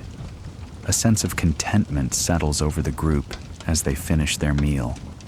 With their stomachs filled by warm food, the family becomes pleasantly drowsy.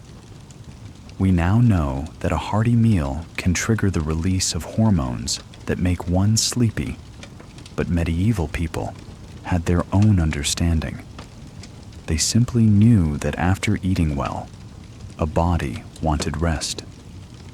The children's eyelids grow heavy, even as the mother is still tidying the wooden bowls. The father, full of bread and broth, finds himself staring into the fire, his mind drifting peacefully. The heat on his face and the fullness in his belly combine to sap the last of his day's energy. He might even nod off for a minute in his chair by the fire, head bowing forward, before he snorts and wakes again, realizing it's time to truly go to bed. This post-supper sleepiness is a gentle gift, nature's way of easing them into the night's slumber. Drink is part of their supper too. Water straight from the village well might be used to cook the pottage or to quench thirst during the day, but by evening the preferred drink is the family's home-brewed ale.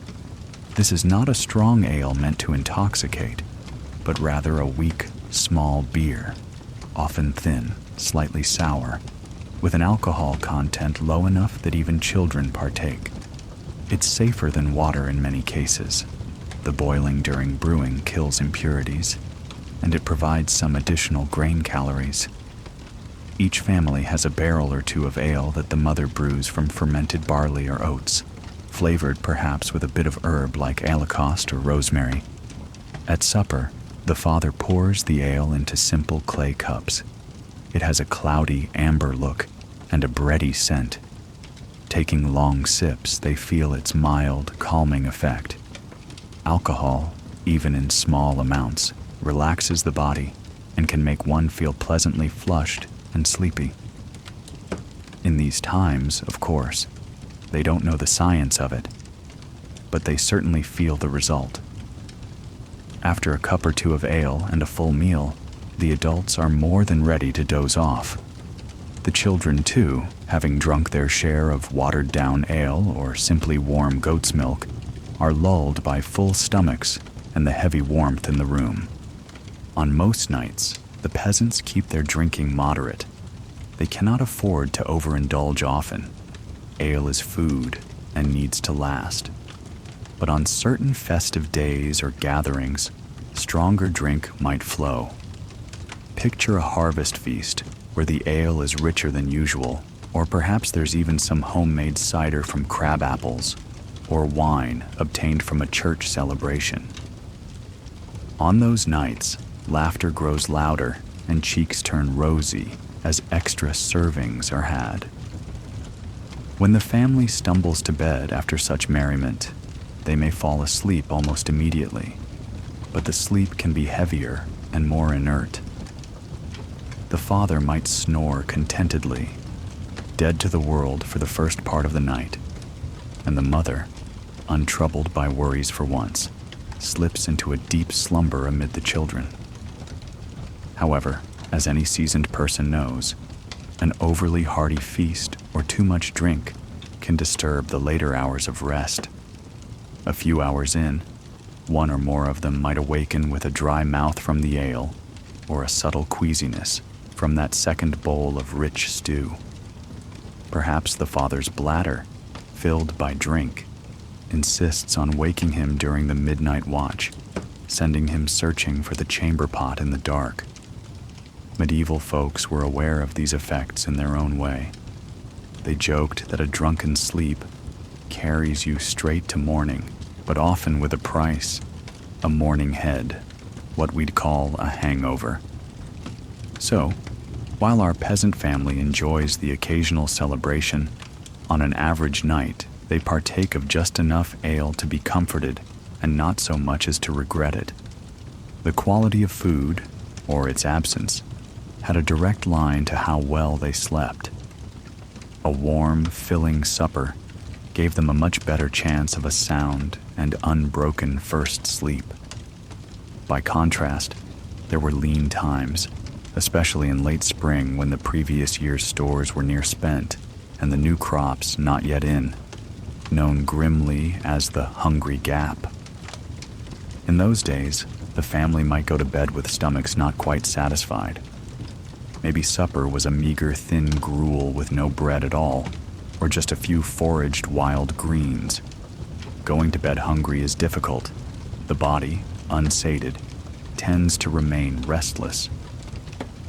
The children fidget and whine that they cannot sleep because their bellies ache and rumble. The mother can only hush them and rub their backs, offering a sip of water and soft reassurance until, out of sheer exhaustion, they drift off despite the hunger. The parents, lying there with hollow feelings in their own guts, stare at the roof and find it much harder to slip into dreams. They might each get up more than once in the night, poking at the fire or pacing a little to quell their hunger pangs. Those nights of inadequate food lead to lighter, more fitful sleep. The precious two-phase sleep pattern still occurs, but it is less restful. Perhaps in their watch period on such a night, the father reaches for a crust of bread set aside from earlier, dividing it so that each family member can chew a bit in the darkness to stave off the gnawing feeling inside. Such hardship was not constant, but it was not uncommon either.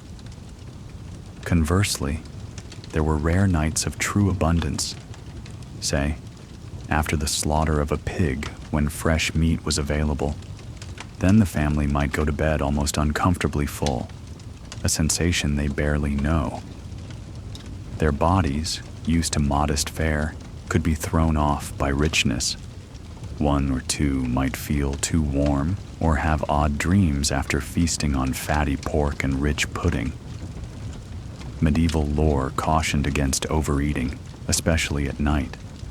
Physicians of the time wrote that heavy meals before bed could cause evil humors to rise, leading to restless sleep and nightmares.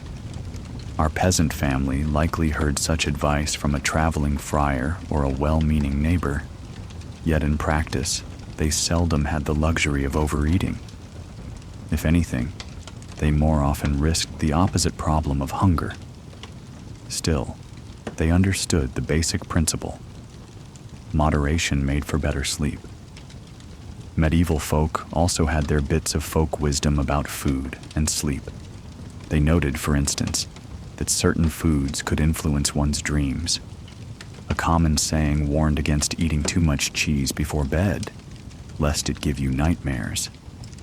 A peasant who indulged in an extra hunk of sharp cheese might chuckle next morning that it caused him to dream of witches or wild spirits, disturbing his sleep. In truth, any overly rich or hard-to-digest food, cheese, fatty meat, or very spicy pottage, could indeed lead to an unsettled night. The peasants, lacking scientific explanations, simply framed it as a matter of balance and humors. Too much heavy food in the stomach, and the body would be overcharged at night, producing restless dreams. Thus, on ordinary evenings, they preferred modest suppers that sat easily. A thin stew and bread might not lead to a luxurious feeling of fullness, but it also wouldn't jolt them awake with indigestion at midnight. On the flip side, they knew of simple remedies for sleeplessness. The village healer or an elderly grandmother might recommend a warm cup of infusion made from calming herbs if someone was anxious and couldn't drift off. Chamomile was one such herb. Its tiny daisy-like flowers steeped in hot water produced a mild tea that could soothe the nerves. A mug of chamomile tea by the hearth, perhaps with a dollop of honey, if they were lucky to have some, was a gentle nightcap that eased tense minds. Other times, a mother might crush a bit of lettuce or mint into a concoction, believing its properties would encourage sleep. Monastic gardens often grew valerian and hops, both known to promote drowsiness, and while peasants didn't have extracts or pills as we do, they sometimes stuffed their pillows with hops or lavender to relax the senses. All these homey cures were the medieval equivalent of our herbal sleep aids or warm milk at bedtime. And often, the very act of preparing and sipping a warm drink in the dim light was as effective as the ingredients themselves, creating a ritual of slowing down. In all, the medieval peasant diet was plain but sustaining. It produced a cycle in their bodies, energy and work while the sun shone. Then as evening came and they ate, a slow unwinding into satiety and fatigue. The food they consumed literally became the fuel for their labor and the facilitator of their rest. On a good day, they went to bed with that comfortable heaviness of a meal well enjoyed, and their sleep came swiftly and sweetly. On a bad day, either too little food or occasionally too much could perturb their night, but they learned to cope, be it by a midnight snack, a cup of ale to induce drowsiness, or a prayer to take their mind off hunger. Thus, diet played its quiet role in the rhythm of weird medieval sleep. It was one more thread in the tapestry of factors that shaped their nightly patterns, alongside darkness, faith, and fellowship. With their supper finished and the fire reduced to glowing coals, the family now yields to the pull of slumber, content that they have eaten what Providence provided. In the following chapter, we will examine the very setting of this nightly ritual, the environment of the medieval village night, the deep darkness, the fickle firelight, and the gentle and not so gentle sounds that formed the backdrop to these peasants' sleep. Chapter 6. Nighttime Environment, Darkness and Quiet. When the sun disappeared below the horizon in medieval times, it left behind a darkness that is hard to imagine today. In our peasant family's village, once the last candle or fire was doused for the night, the blackness was nearly complete. Inside the cottage, after the fire is banked, only a faint orange glimmer peeks out from under the mound of ashes on the hearth. The corners of the room dissolve into shadows. The familiar objects of the day, the loom, the stools, the hanging bunches of herbs, all fade from sight, reclaiming their shapes only when the embers momentarily glow a little brighter. The family's eyes adjust to the low light. They can just make out each other's forms in the near darkness. It is a cozy feeling, this dim, enclosed space, like a nest. They know every inch of the room by heart, so they move confidently even without light. The mother reaches out and easily finds the water jug in the dark. The father navigates around the sleeping dog at the threshold without stumbling. In a world without switches or lamps, nightfall is a gradual process, giving everyone time to attune themselves to the coming dark. Stepping outside the cottage at night, one encounters a vast, starry abyss of darkness. The village itself lies in deep shadow. There are no streetlights lining the dirt paths, no glow from windows. The shutters are closed tight against the night chill, and no lamps burning except perhaps a solitary torch at the manor house gate or the embers in a blacksmith's forge if someone forgot to quench them. On a moonless night, the darkness is profound. The sky above is a rich tapestry of stars, and the land below is a patchwork of black silhouettes. The outlines of the cottages and barns are barely discernible against the slightly lighter night sky. A traveler approaching the village would hardly notice it until he was nearly upon it, so faint and indistinct it would appear. Only perhaps the barking of a dog or the smell of smoke would alert him to human dwellings ahead.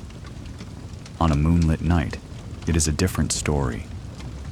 When the moon is high and full, silver light floods the village lanes, etching every thatched roof and garden fence with pale clarity. The peasants cherish bright moonlight. It is a boon if one must be outdoors.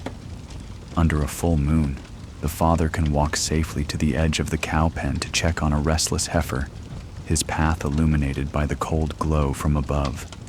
The fields around the village shimmer faintly, and one can even see the distant line of the forest as a darker fringe against the horizon. Moonlight spills through the cracks in the shutters and knotholes of the cottage walls, striping the floor with thin beams. It lends a gentle, dreamlike quality to everything. The children sometimes wake on such nights, intrigued by the eerie brightness. A daughter might peek outside the door at the moon and murmur that it's almost bright enough to read by. Not literally true with their parchment and ink, but that's how it feels.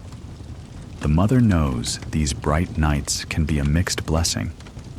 While they help keep away tripping hazards and lurking predators, some say that full moons stir up more activity and restlessness. The family dog certainly seems more alert on moonlit nights, making his rounds in the yard with a bit more energy, his silhouette visible trotting along the fence. Whether dark or moonlit, the quiet of the medieval night is profound. Standing in the village lane at midnight, our peasant father hears essentially nothing man-made. The human world is sound asleep. No carts rumble, no voices carry, save maybe a distant muffled cry of a baby, quickly comforted by its mother. Instead, his ears pick up the subtle sounds of nature that are usually drowned out by daytime noise. He hears the breeze rustling through the willow branches by the stream and the gentle chorus of crickets chirping in the grasses in summertime. From the marshy pond at the edge of town, a choir of frogs croaks rhythmically, a soothing lullaby in its own right. An owl hoots from the rafters of the barn, its call low and haunting, answered by a smaller screech owl's trill further off in the woods. These noises are familiar and mostly comforting. They remind him that life goes on all around, even in darkness. Occasionally, the dog will give a soft bark or a growl if he senses something, perhaps a fox skittering near the henhouse or a stray dog from a neighboring farm wandering by. The father listens for a moment, determining by the dog's tone that it's not a serious threat, and goes back inside. Inside the cottage, the sounds of night include the soft crackle of the banked fire, a gentle purring sound as a log occasionally shifts, the dripping of water if a pot of stew is left hanging to stay warm, and the breathing of his family. He can hear one of the children sigh and turn over in her sleep, the straw mattress rustling with the movement. Another child is lightly snoring, a comforting little nasal sound in the silence. When someone changes position, the wooden bed frame might creak quietly, or the ropes underneath might twang. These domestic noises are the music of their nights, small, endearing proofs that everyone is there and safe. From time to time, a less common sound might pierce the quiet. In spring, The yowl of a wildcat or the eerie screaming bark of a fox in the distance might startle the sleepers. Those sounds can be surprisingly loud and uncanny in the dark. The first time a child hears a fox's scream at night, he might clutch his mother in fright, for it sounds almost like a banshee's wail. The mother would then whisper, "It's just a fox, little one," and perhaps recite a quick prayer or rhyme to calm the child. There are also nights when wolves howl far off in the depths of the forest. The villagers know that sound well, though mercifully the wolves rarely come close to the homes, especially with the dogs and occasional night watch. Still, hearing a wolf howl while one lies in bed could send a chill through even a sturdy farmer. On such a night, the family might unconsciously huddle a bit closer. The father rests a hand on his axe beside the bed, just in case, and the mother might utter a quiet plea for protection to the saints. Yet, thanks to their livestock pens and vigilance, actual wolf attacks on the village are exceedingly rare. The howling is more like a mournful background song, a reminder of wild nature at the edge of their safe haven. In contrast, nights after a snowfall are deathly silent. The snow absorbs sound, and not even a fox's footstep can be heard. Those winter nights, the only audible thing might be the wind, which sometimes moans softly through the eaves or causes the old cottage door to rattle a bit in its frame. Importantly, darkness itself is both friend and foe to the medieval peasant. It provides the essential backdrop for sleep, the kind of deep, enveloping darkness that tells the body it is time to rest. Without artificial lights, their bodies produce natural signals of sleepiness soon after dusk. This darkness is restorative. It allows them to fully embrace their two-sleep cycle without distraction. However, darkness also conceals dangers and fuels the imagination. Every culture has its folklore about the things that roam at night, and medieval villagers are no exception. Our peasant family, like their neighbors, has heard tales of wandering spirits, fairies, or even witches that prefer the midnight hours. On certain nights, perhaps All Hallows' Eve or during the solstice, people are a bit more wary, preferring to stay indoors where the fire and a crucifix over the door keep any malevolent forces at bay. If a particularly strange noise is heard, say a sudden knock or a groan carried by the wind, a child might whimper that it's a ghost. The mother will quickly comfort, maybe lighting a bit of blessed candle or sprinkling a pinch of salt at the threshold, old folk methods of protection, and assure everyone that it's nothing but the wind or old timbers creaking. Generally, their faith and practical knowledge of nature help them interpret the night sounds in non-supernatural ways. They know the difference between a real knock and the sound of a settling log in the fire. For lighting at night, beyond the hearth's glow, the family might use a rushlight or a small tallow candle if truly needed. For example, if a child is sick or a birth is happening overnight. But these are used sparingly. A rushlight burns only for a short while and gives off a weak light, just enough to see a few feet around. A tallow candle, made from animal fat, emits a dim, smoky flame and a certain odor, and is something they cannot afford to burn often. Thus, for most of the night, they rely on natural light sources, moon and stars when available. This means that in the peasant's experience, true darkness is a frequent companion. On overcast nights with no moon, stepping outdoors is like entering a pitch-black void. The Milky Way above arches brilliantly on clear nights, however, and they often see shooting stars streak across the heavens, a sight that to us is rare, but to them is relatively common on any cloudless night. It's said that the night sky in those times was a breathtaking panorama, utterly unpolluted by artificial light. Our peasant father, standing outside for a moment to relieve himself or just to get a breath of cool air, might tilt his head up and marvel quietly at the sheer number of stars. He recognizes a few constellations by their folk names. Perhaps he calls the Big Dipper the Plow and uses them as a loose clock. If the plow has swung low toward the western horizon, he knows it must be deep into the night.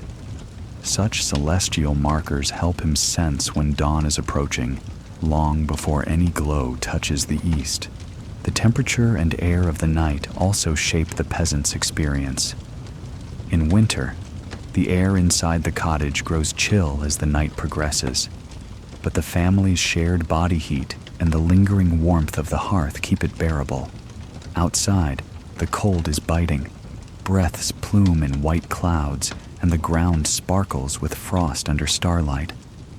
A certain stillness comes with winter cold. Many insects are dormant, and even the trees seem to crackle less.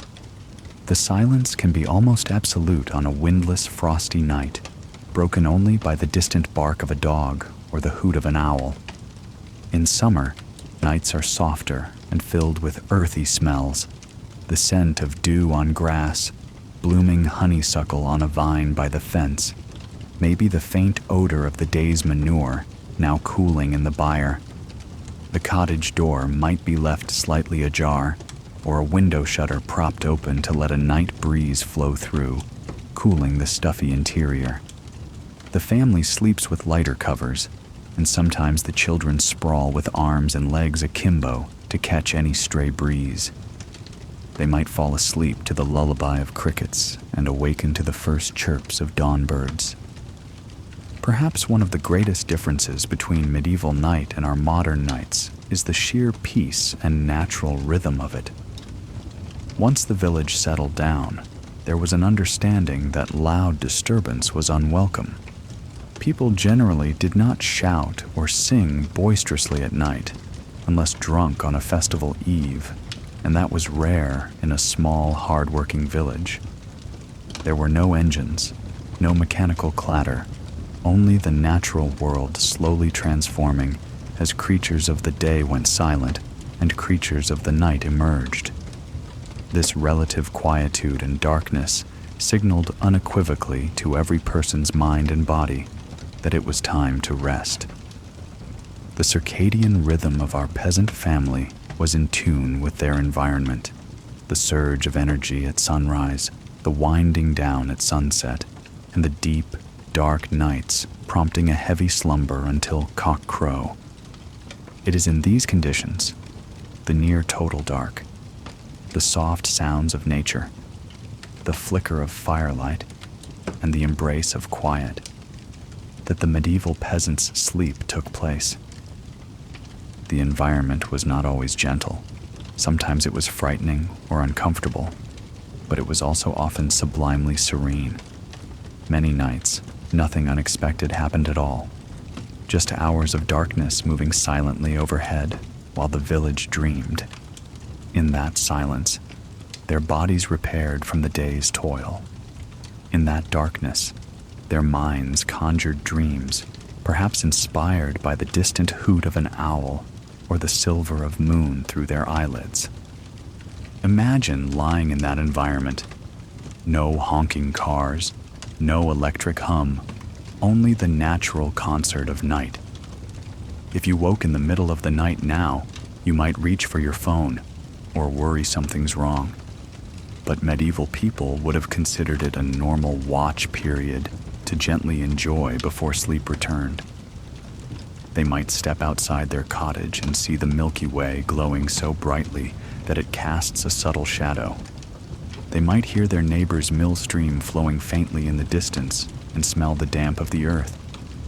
The world feels vast and yet intimately safe within that little pool of firelight. Such was the backdrop of every medieval villager's sleep, as familiar to them as streetlights and humming appliances are to us, yet so very different.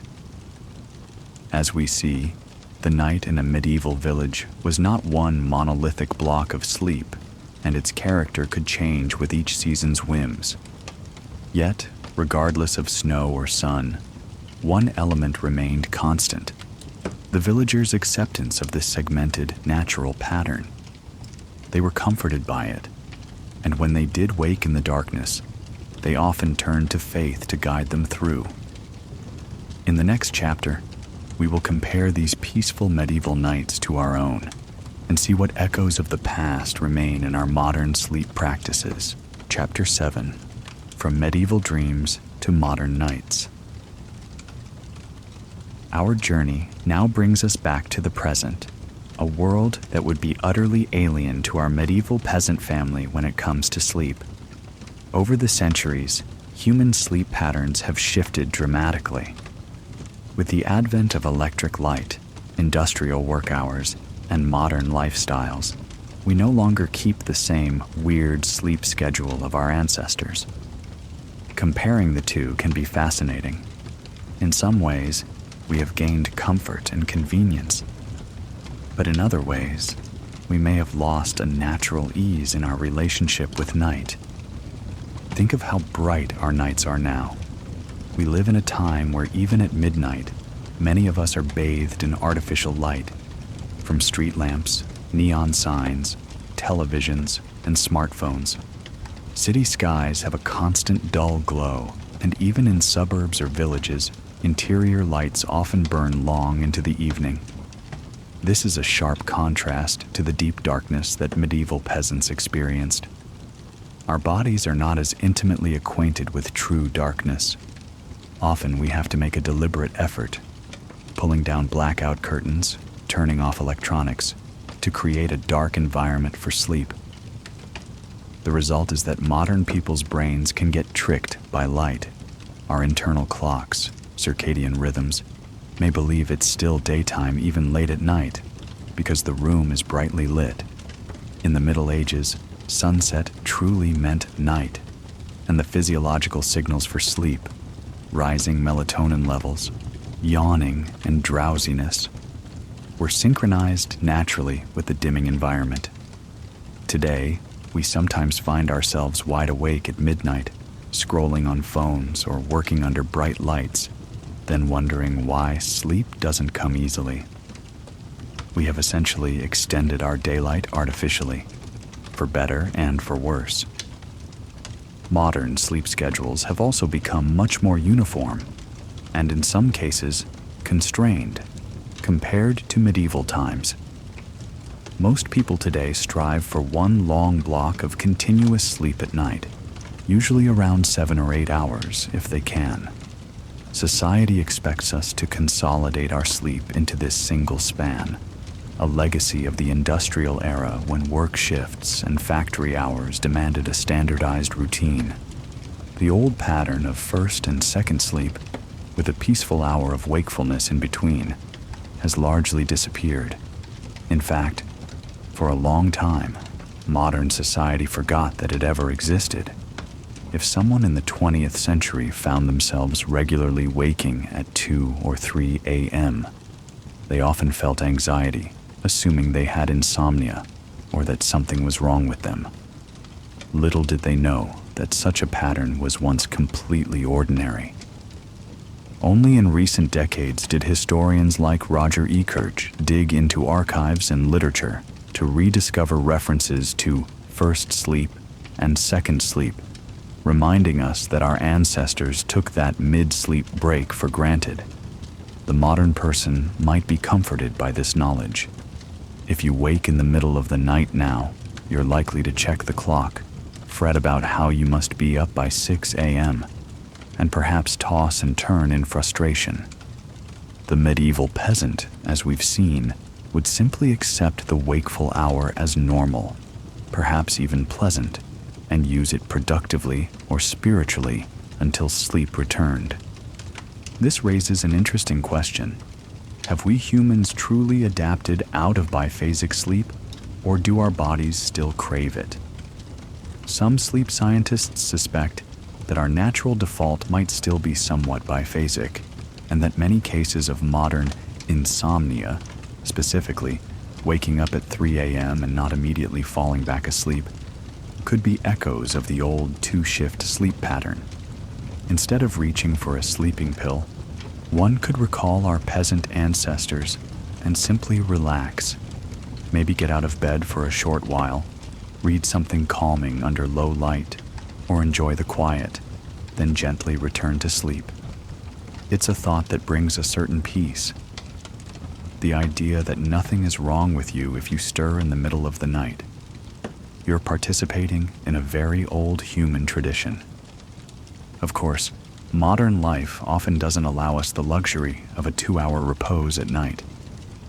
We run on tight schedules. Alarms ring early for jobs and school, regardless of when we fell asleep. The medieval villager's schedule was more flexible in that sense, governed by sun and season, not a precise clock. If they were a bit tired one morning, perhaps they could nap at midday or go to bed earlier the next night. Our lives today often demand we be alert and active exactly at a certain hour, which can make any disruption in our single block sleep more stressful. Another stark difference is privacy and comfort. Most of us in the modern world sleep in our own bed, perhaps even in our own room, often on a mattress designed for optimal comfort with foam, springs, and soft linens. We control the climate with heaters or air conditioning, adjust humidity with devices, and shut out noise with insulated walls or white noise machines. On one hand, this means we are not bitten by fleas all night or chilled to the bone in winter, as medieval peasants often were. Our sleep environments can be incredibly plush and cozy, but it also means we sleep alone or with just one partner in a big bed, separated from others. Many people value this privacy and would never wish to share a bed with the whole family, and certainly not with strangers. Yet, interestingly, modern life has introduced its own kind of nighttime loneliness or anxiety for some. Consider a child in our time who has their own dark bedroom. They might feel scared of monsters under the bed or in the closet, and they have no one beside them to offer immediate comfort. In a medieval household, that scenario would be rare. Children slept next to parents or siblings and could reach out and touch a familiar figure whenever they were frightened. Today, we give a child a nightlight or a stuffed animal for comfort, which are helpful, but not quite the same as a mother's arm. Even adults can feel alone during sleepless nights. The quiet of a house at 3 a.m. can be unnerving, in a way the medieval cottage never was, simply because back then, at least you could hear the snores or breathing of your family in the dark. In our private bedrooms, any strange sound at night can startle us. A creak in the house might make one sit up and wonder if someone's there. A medieval peasant likely wouldn't notice such a creak amidst the soft symphony of family members around them. And if they did, they had immediate companionship to ease their mind. Our modern environment is also noisier and brighter in unwanted ways. The medieval villager had natural dark and mostly natural sounds at night. We often have to contend with artificial disturbances, the distant rev of a car engine, the buzz of an airplane overhead, the hum of an appliance left running, streetlights pouring through the window, the glow of standby LEDs on devices, or the vibration of a phone with a late-night notification. We've invented incredible technologies, but they sometimes intrude on the gentle repose of night. Many people find it hard to disconnect. Checking emails or social media in bed, for example, keeps the mind active when it should be winding down. Medieval folk had their worries, bad harvests, sick animals, etc. But when night came, aside from tending a crying baby or shivering through a cold snap, there was little else to do but surrender to sleep's beckoning. We, on the other hand, often fight that beckoning with caffeine or distractions. Interestingly, there's a growing movement in modern times to recapture some of the natural rhythm we lost. People experiment with biphasic sleep or taking short naps, siestas, in the afternoon to mirror the way pre-industrial people broke up their rest. Others try to enforce dark periods, avoiding screens and bright lights for an hour or two before bed, essentially imitating sunset. These trends suggest that the pendulum is swinging back as we recognize that our bodies still crave what they evolved with: cycles of light and dark, activity and rest that align with the sun. Interestingly, in our modern quest to reclaim better sleep, we've invented new approaches that, in a roundabout way, echo the past. Think of the popularity of sleep stories or calm, narrated podcasts, not unlike this one, that people play at bedtime to lull themselves into slumber. We've essentially created digital bedtime storytellers and simulated company for the night. One might smile at the thought. Our medieval peasant family had real whispered stories in the dark and the actual presence of family around them. We, in turn, often find comfort in a soothing voice through a speaker or a phone, telling us gentle tales as we drift off. The technology is different, but the principle is much the same, using soft words and the feeling of not being alone to ease the journey into sleep. Likewise, the resurgence of meditation and mindfulness practices for better sleep can be seen as a modern substitute for the prayers and contemplative quiet that were naturally built into a medieval night. Back then, when a person awoke at 1 a.m. and spent an hour in quiet reflection or prayer, they unwittingly practiced a form of mindfulness, free of blue light gadgets and daily hustle. Today, some of us set aside time before bed to do deep breathing, gentle yoga stretches, or gratitude journaling, trying to unwind. In doing so, we're not so far removed from the medieval villager who knelt by the bedside to say evening prayers, or who calmly watched the embers as his mind settled. We also compare the emotional atmosphere of nights then and now. Medieval nights were certainly dark and could be scary, but they were also filled with community. Whether that was quietly lying beside loved ones, or hearing your neighbor's rooster if you were both awake across the lane. Modern nights, especially in urban environments, can feel strangely paradoxical. You might be surrounded by millions of people in a city, yet at 2 a.m. in your apartment, you feel completely alone and awake while the world around seems silent or filled with strangers' distant noises that bring no comfort. On the internet, there's even a concept called the 3 a.m. loneliness, a peculiar solitude of modern life. Our peasant would not know that feeling in the same way. He might feel many things: worry for a sick cow, annoyance at a snoring brother, awe at a shooting star, but likely not the sense of being solitary in the universe that sometimes plagues modern night owls. His world was physically smaller, bounded by the reach of firelight and the walls of his cottage, and in that small world, he had company. Finally, think of dreams. Medieval people often imbued dreams with meaning and wove them into their spiritual worldview. They might discuss dreams during the midnight watch, or attribute a dream to something they ate or to a message from beyond. Modern science has given us insight into sleep cycles and REM, but many people barely pay attention to their dreams now, rushing out of bed with alarms. In our quest to maximize time, some of us might feel sleep, and by extension dreaming, is lost time. Medieval sleepers probably didn't feel that. Sleep was an accepted portion of life's natural order, and dreams were the mysterious tales that visited them each night, to be occasionally pondered or used as omens. In losing the old segmented pattern, we possibly lost some opportunity to contemplate dreams calmly in the middle of the night, as a medieval person might do upon waking from a first sleep. Instead of immediately checking a phone or turning on a light, they might have lain in the dark, recalling a dream about, say, a late relative or a glowing distant land, and perhaps whispered a prayer or thought about its significance.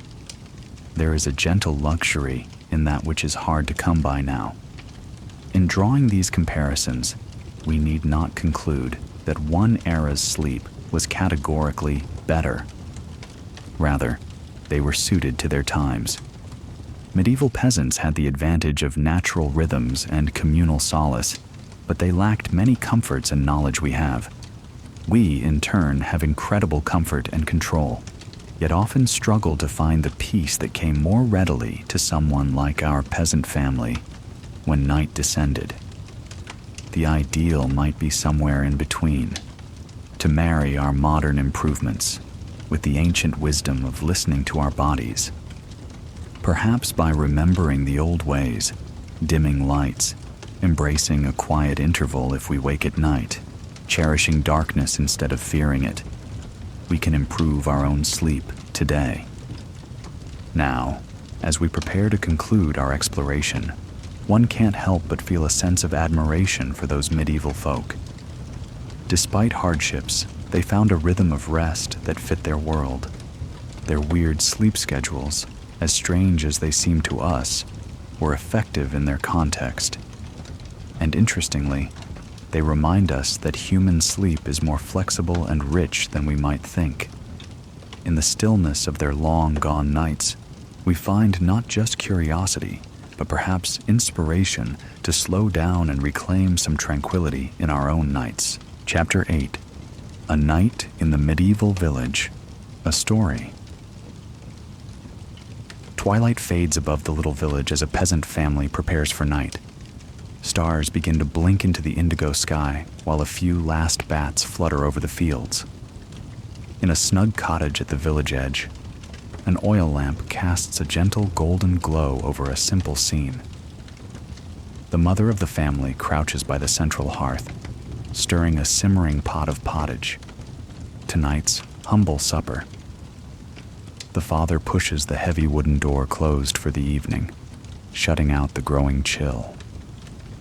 Through the door's cracks, he can still see a glimmer of deep blue dusk and the outline of distant trees. But inside the one-room home, it is cozy and calm. The children gather on low stools near the hearth, drawn like kittens to its warmth. They've been playing quietly with a carved wooden doll and a bundle of yarn, but now their eyes track the mother's ladle with open anticipation. All have worked hard today, helping in the fields or tending the animals, and their stomachs are rumbling. At last, the mother fills earthenware bowls with stew, a thin broth of boiled barley, wild greens, and a few chunks of turnip. It's not a feast by any means, but it is warm and filling. The family bows their heads together in a brief blessing of thanks, then begins to eat with wooden spoons. The father tears off pieces of dark rye bread for each child to dip in the broth. Around them, the cottage grows dimmer as the lamp's oil wanes. The mother has extinguished it to save fuel, relying now on the rosy light of the fire. As they eat, the room falls into a gentle silence, broken only by the crackle of the fire and the soft sound of sipping and chewing. Outside, the last late bird calls, and then all is quiet. Even the village dogs are curling up to sleep. The children, once lively, grow drowsy as warmth and food content them. One little boy's head begins to nod before he's finished his bowl. The mother smiles and wipes the bit of porridge from his chin. Supper is soon complete. Every drop of broth is soaked up with bread, and the wooden bowls are polished clean. The father adds a small log to the hearth and stirs the embers, ensuring a steady, low burn for the night. "Time for bed, little ones," he murmurs. In the far corner of the cottage lies the family bed, more a broad platform of wooden boards and ropes, piled with straw-filled tick mattresses and some old woolen blankets. It nearly fills that side of the room. One by one, the children clamber up onto it. The older sister helps her toddler brother over the edge and nestles him into the soft, rustling straw. The father banks the fire now. He carefully shovels ashes over the bright coals, dimming their glow to a safe, low smolder that will last till morning. The room darkens further, lit only by a few winking embers and a faint moonbeam that slips through the shuttered window. In this tender gloom, the family settles down to sleep. They arrange themselves in their familiar order. The mother lies on the side nearest the wall, with the baby cradled in her arms. The father lies on the outer side as protector, and the children fit snugly in between and around them. The eldest girl curls up behind her mother, her small back against mother's back, while the middle boy tucks against father's broad frame. The littlest toddler is placed in the warm center, between his sister and father, where he instinctively reaches out a hand in sleep to feel someone close. A sigh of contentment rises from the pile of blankets and straw. The father reaches an arm over and gently embraces as many of his brood as he can, a guardian even in slumber. The mother whispers a final soft prayer. Bless us this night and keep us safe. In moments, the family drifts into their first sleep, the deep initial slumber that comes easily after a long day's labor. All is quiet inside the cottage.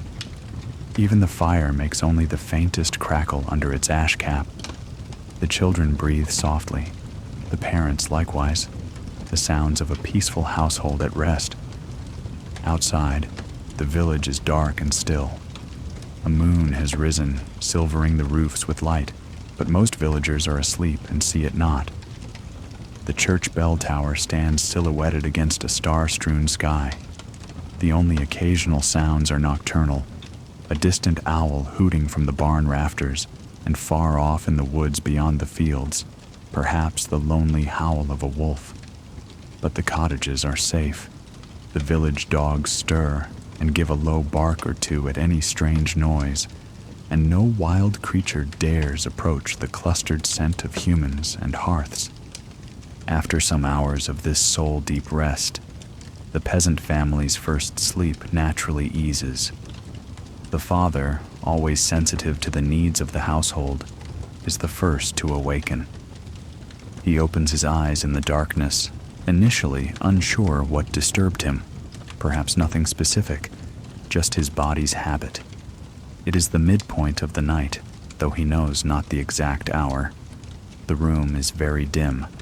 Only a faint reddish hint from one buried ember colors the darkness. The father's senses adjust.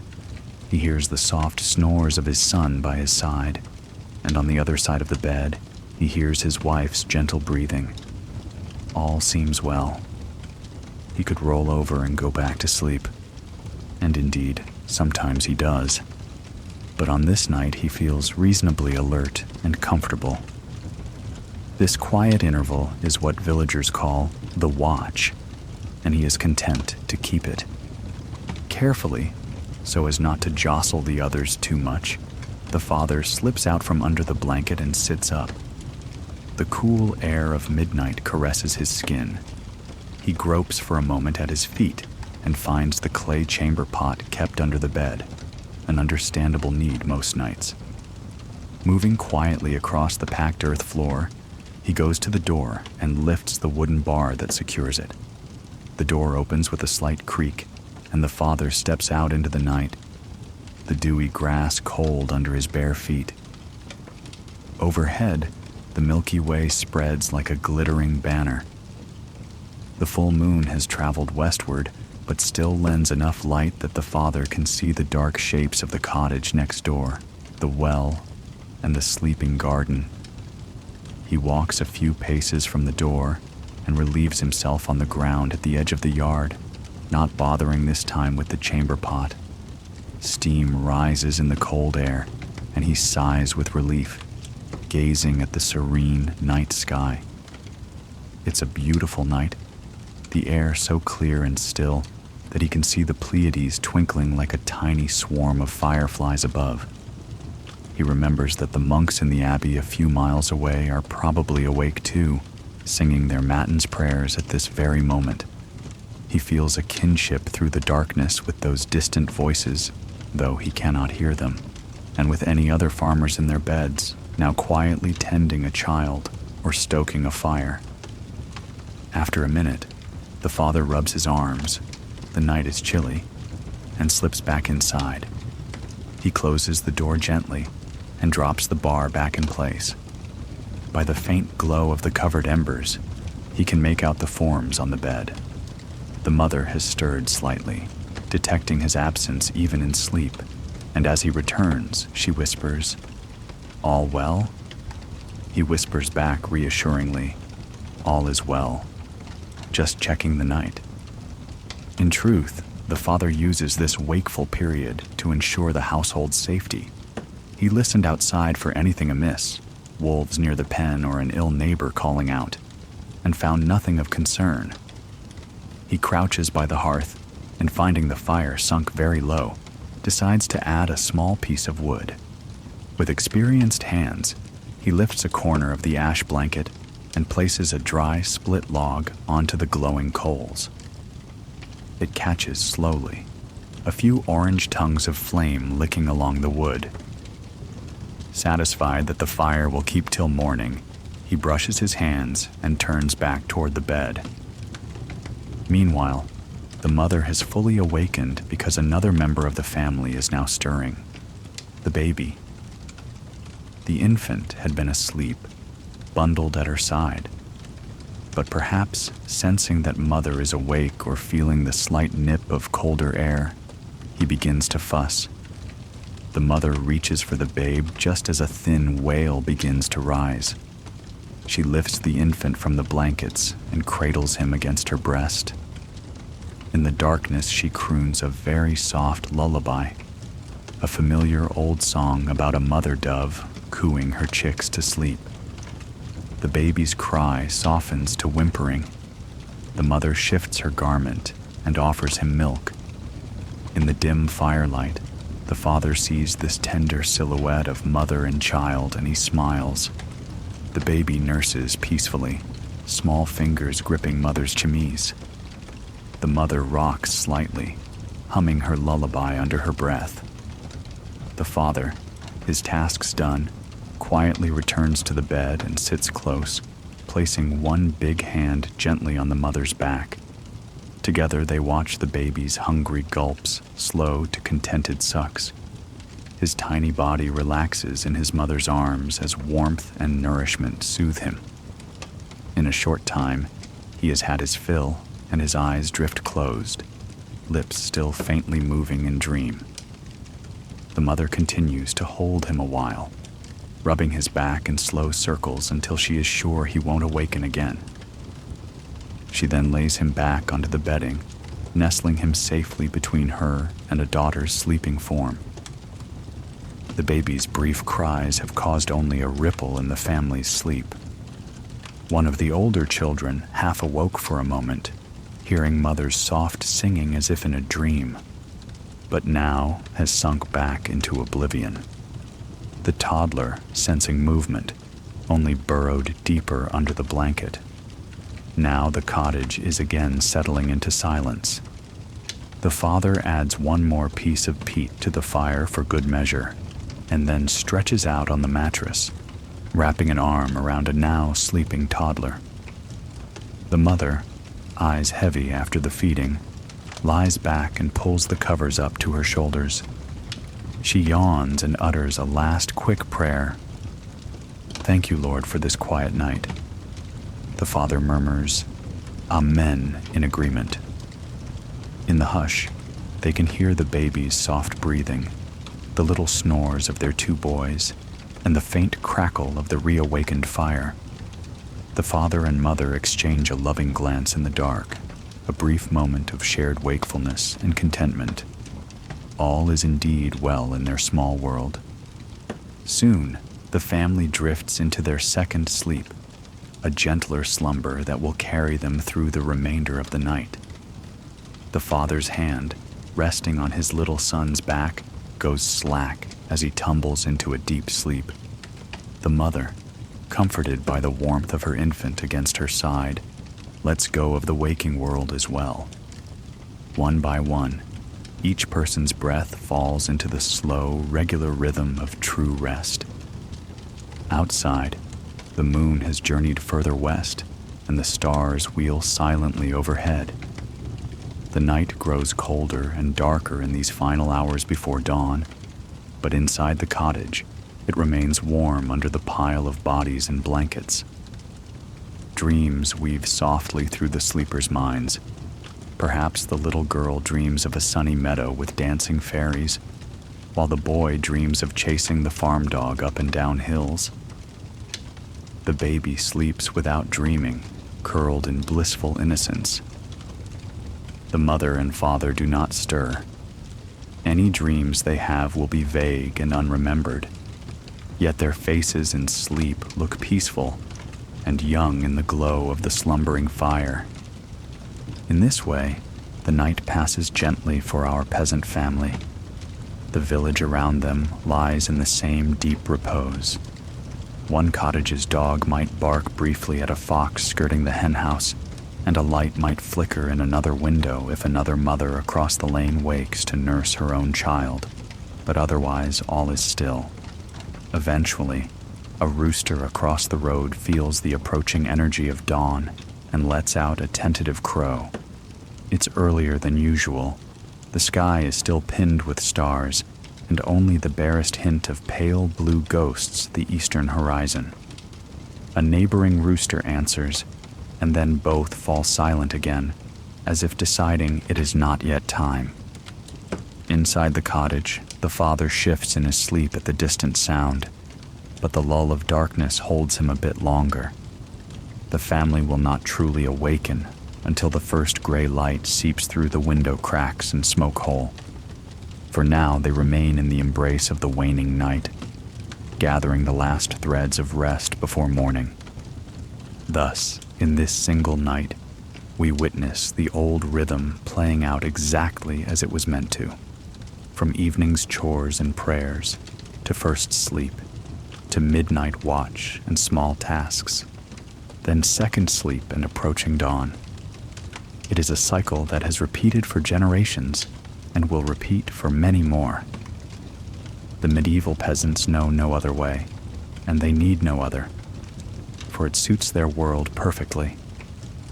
In the profound quiet and natural darkness, their bodies mend from the day's toil, and their souls, perhaps, find a bit of simple joy in the midnight hour of togetherness. In a short while, the cock's crow will come again, louder and more insistent, and one child or another will yawn and rub his eyes, awakening the rest. The fire will be stirred into flames. The day's work will soon begin anew. But that is the story of tomorrow. Right now, the night still enfolds the village in its last moments of slumber. In the cottage, the peasant family sleeps on, unaware of dawn's subtle approach, wrapped in the final sweet refuge of sleep. Chapter 9. Conclusion. A gentle night's end. We have wandered far through the nights of the Middle Ages and returned to our own time, carrying with us the calm lessons of that journey. Now, all the descriptions and stories gently settle into silence.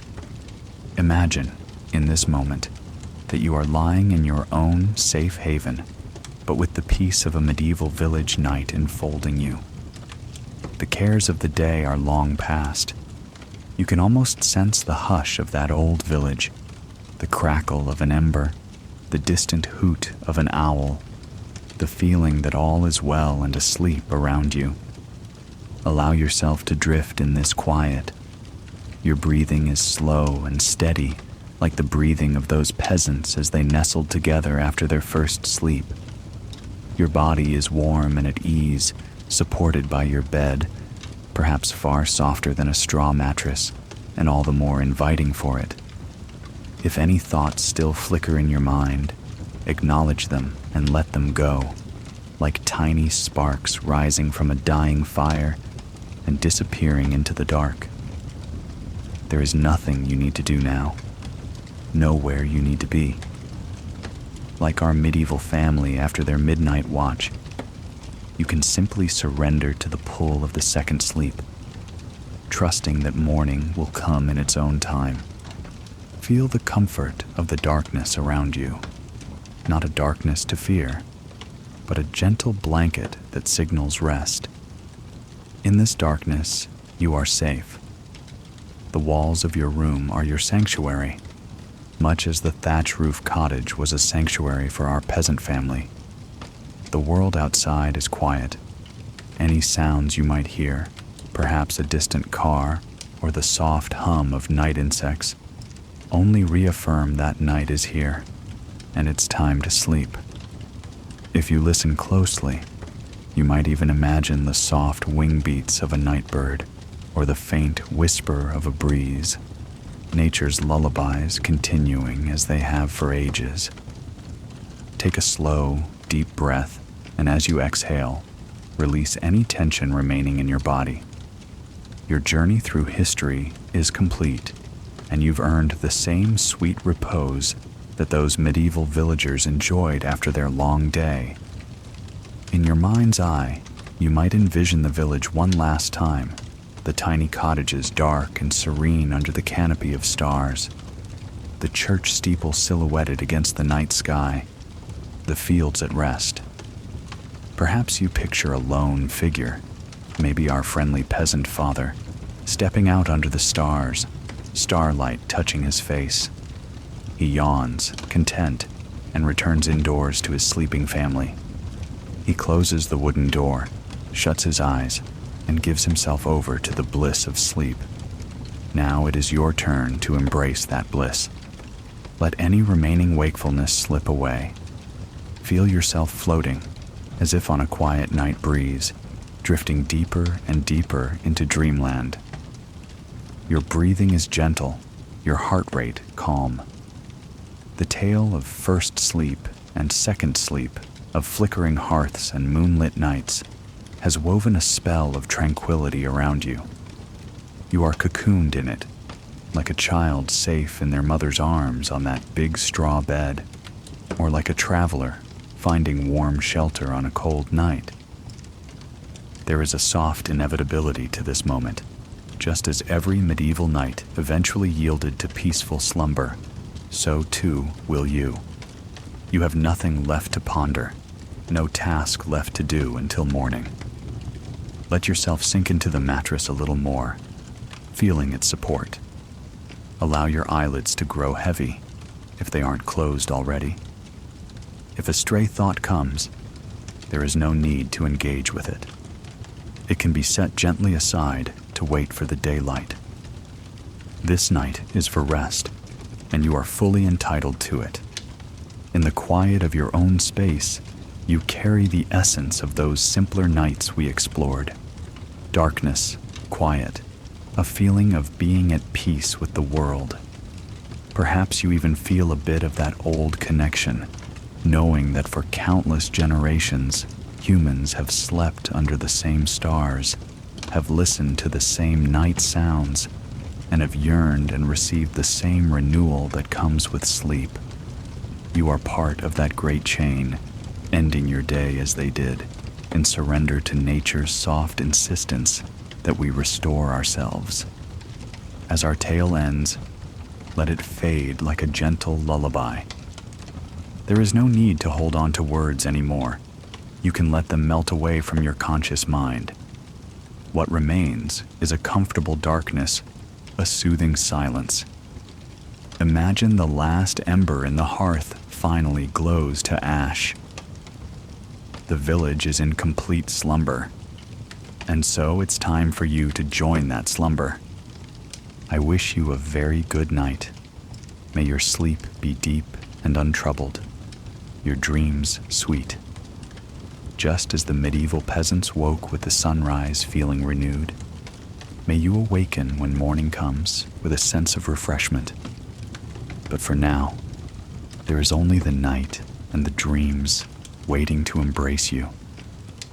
Slowly, quietly, you drift down into sleep's tender arms, where I will leave you, snug and peaceful.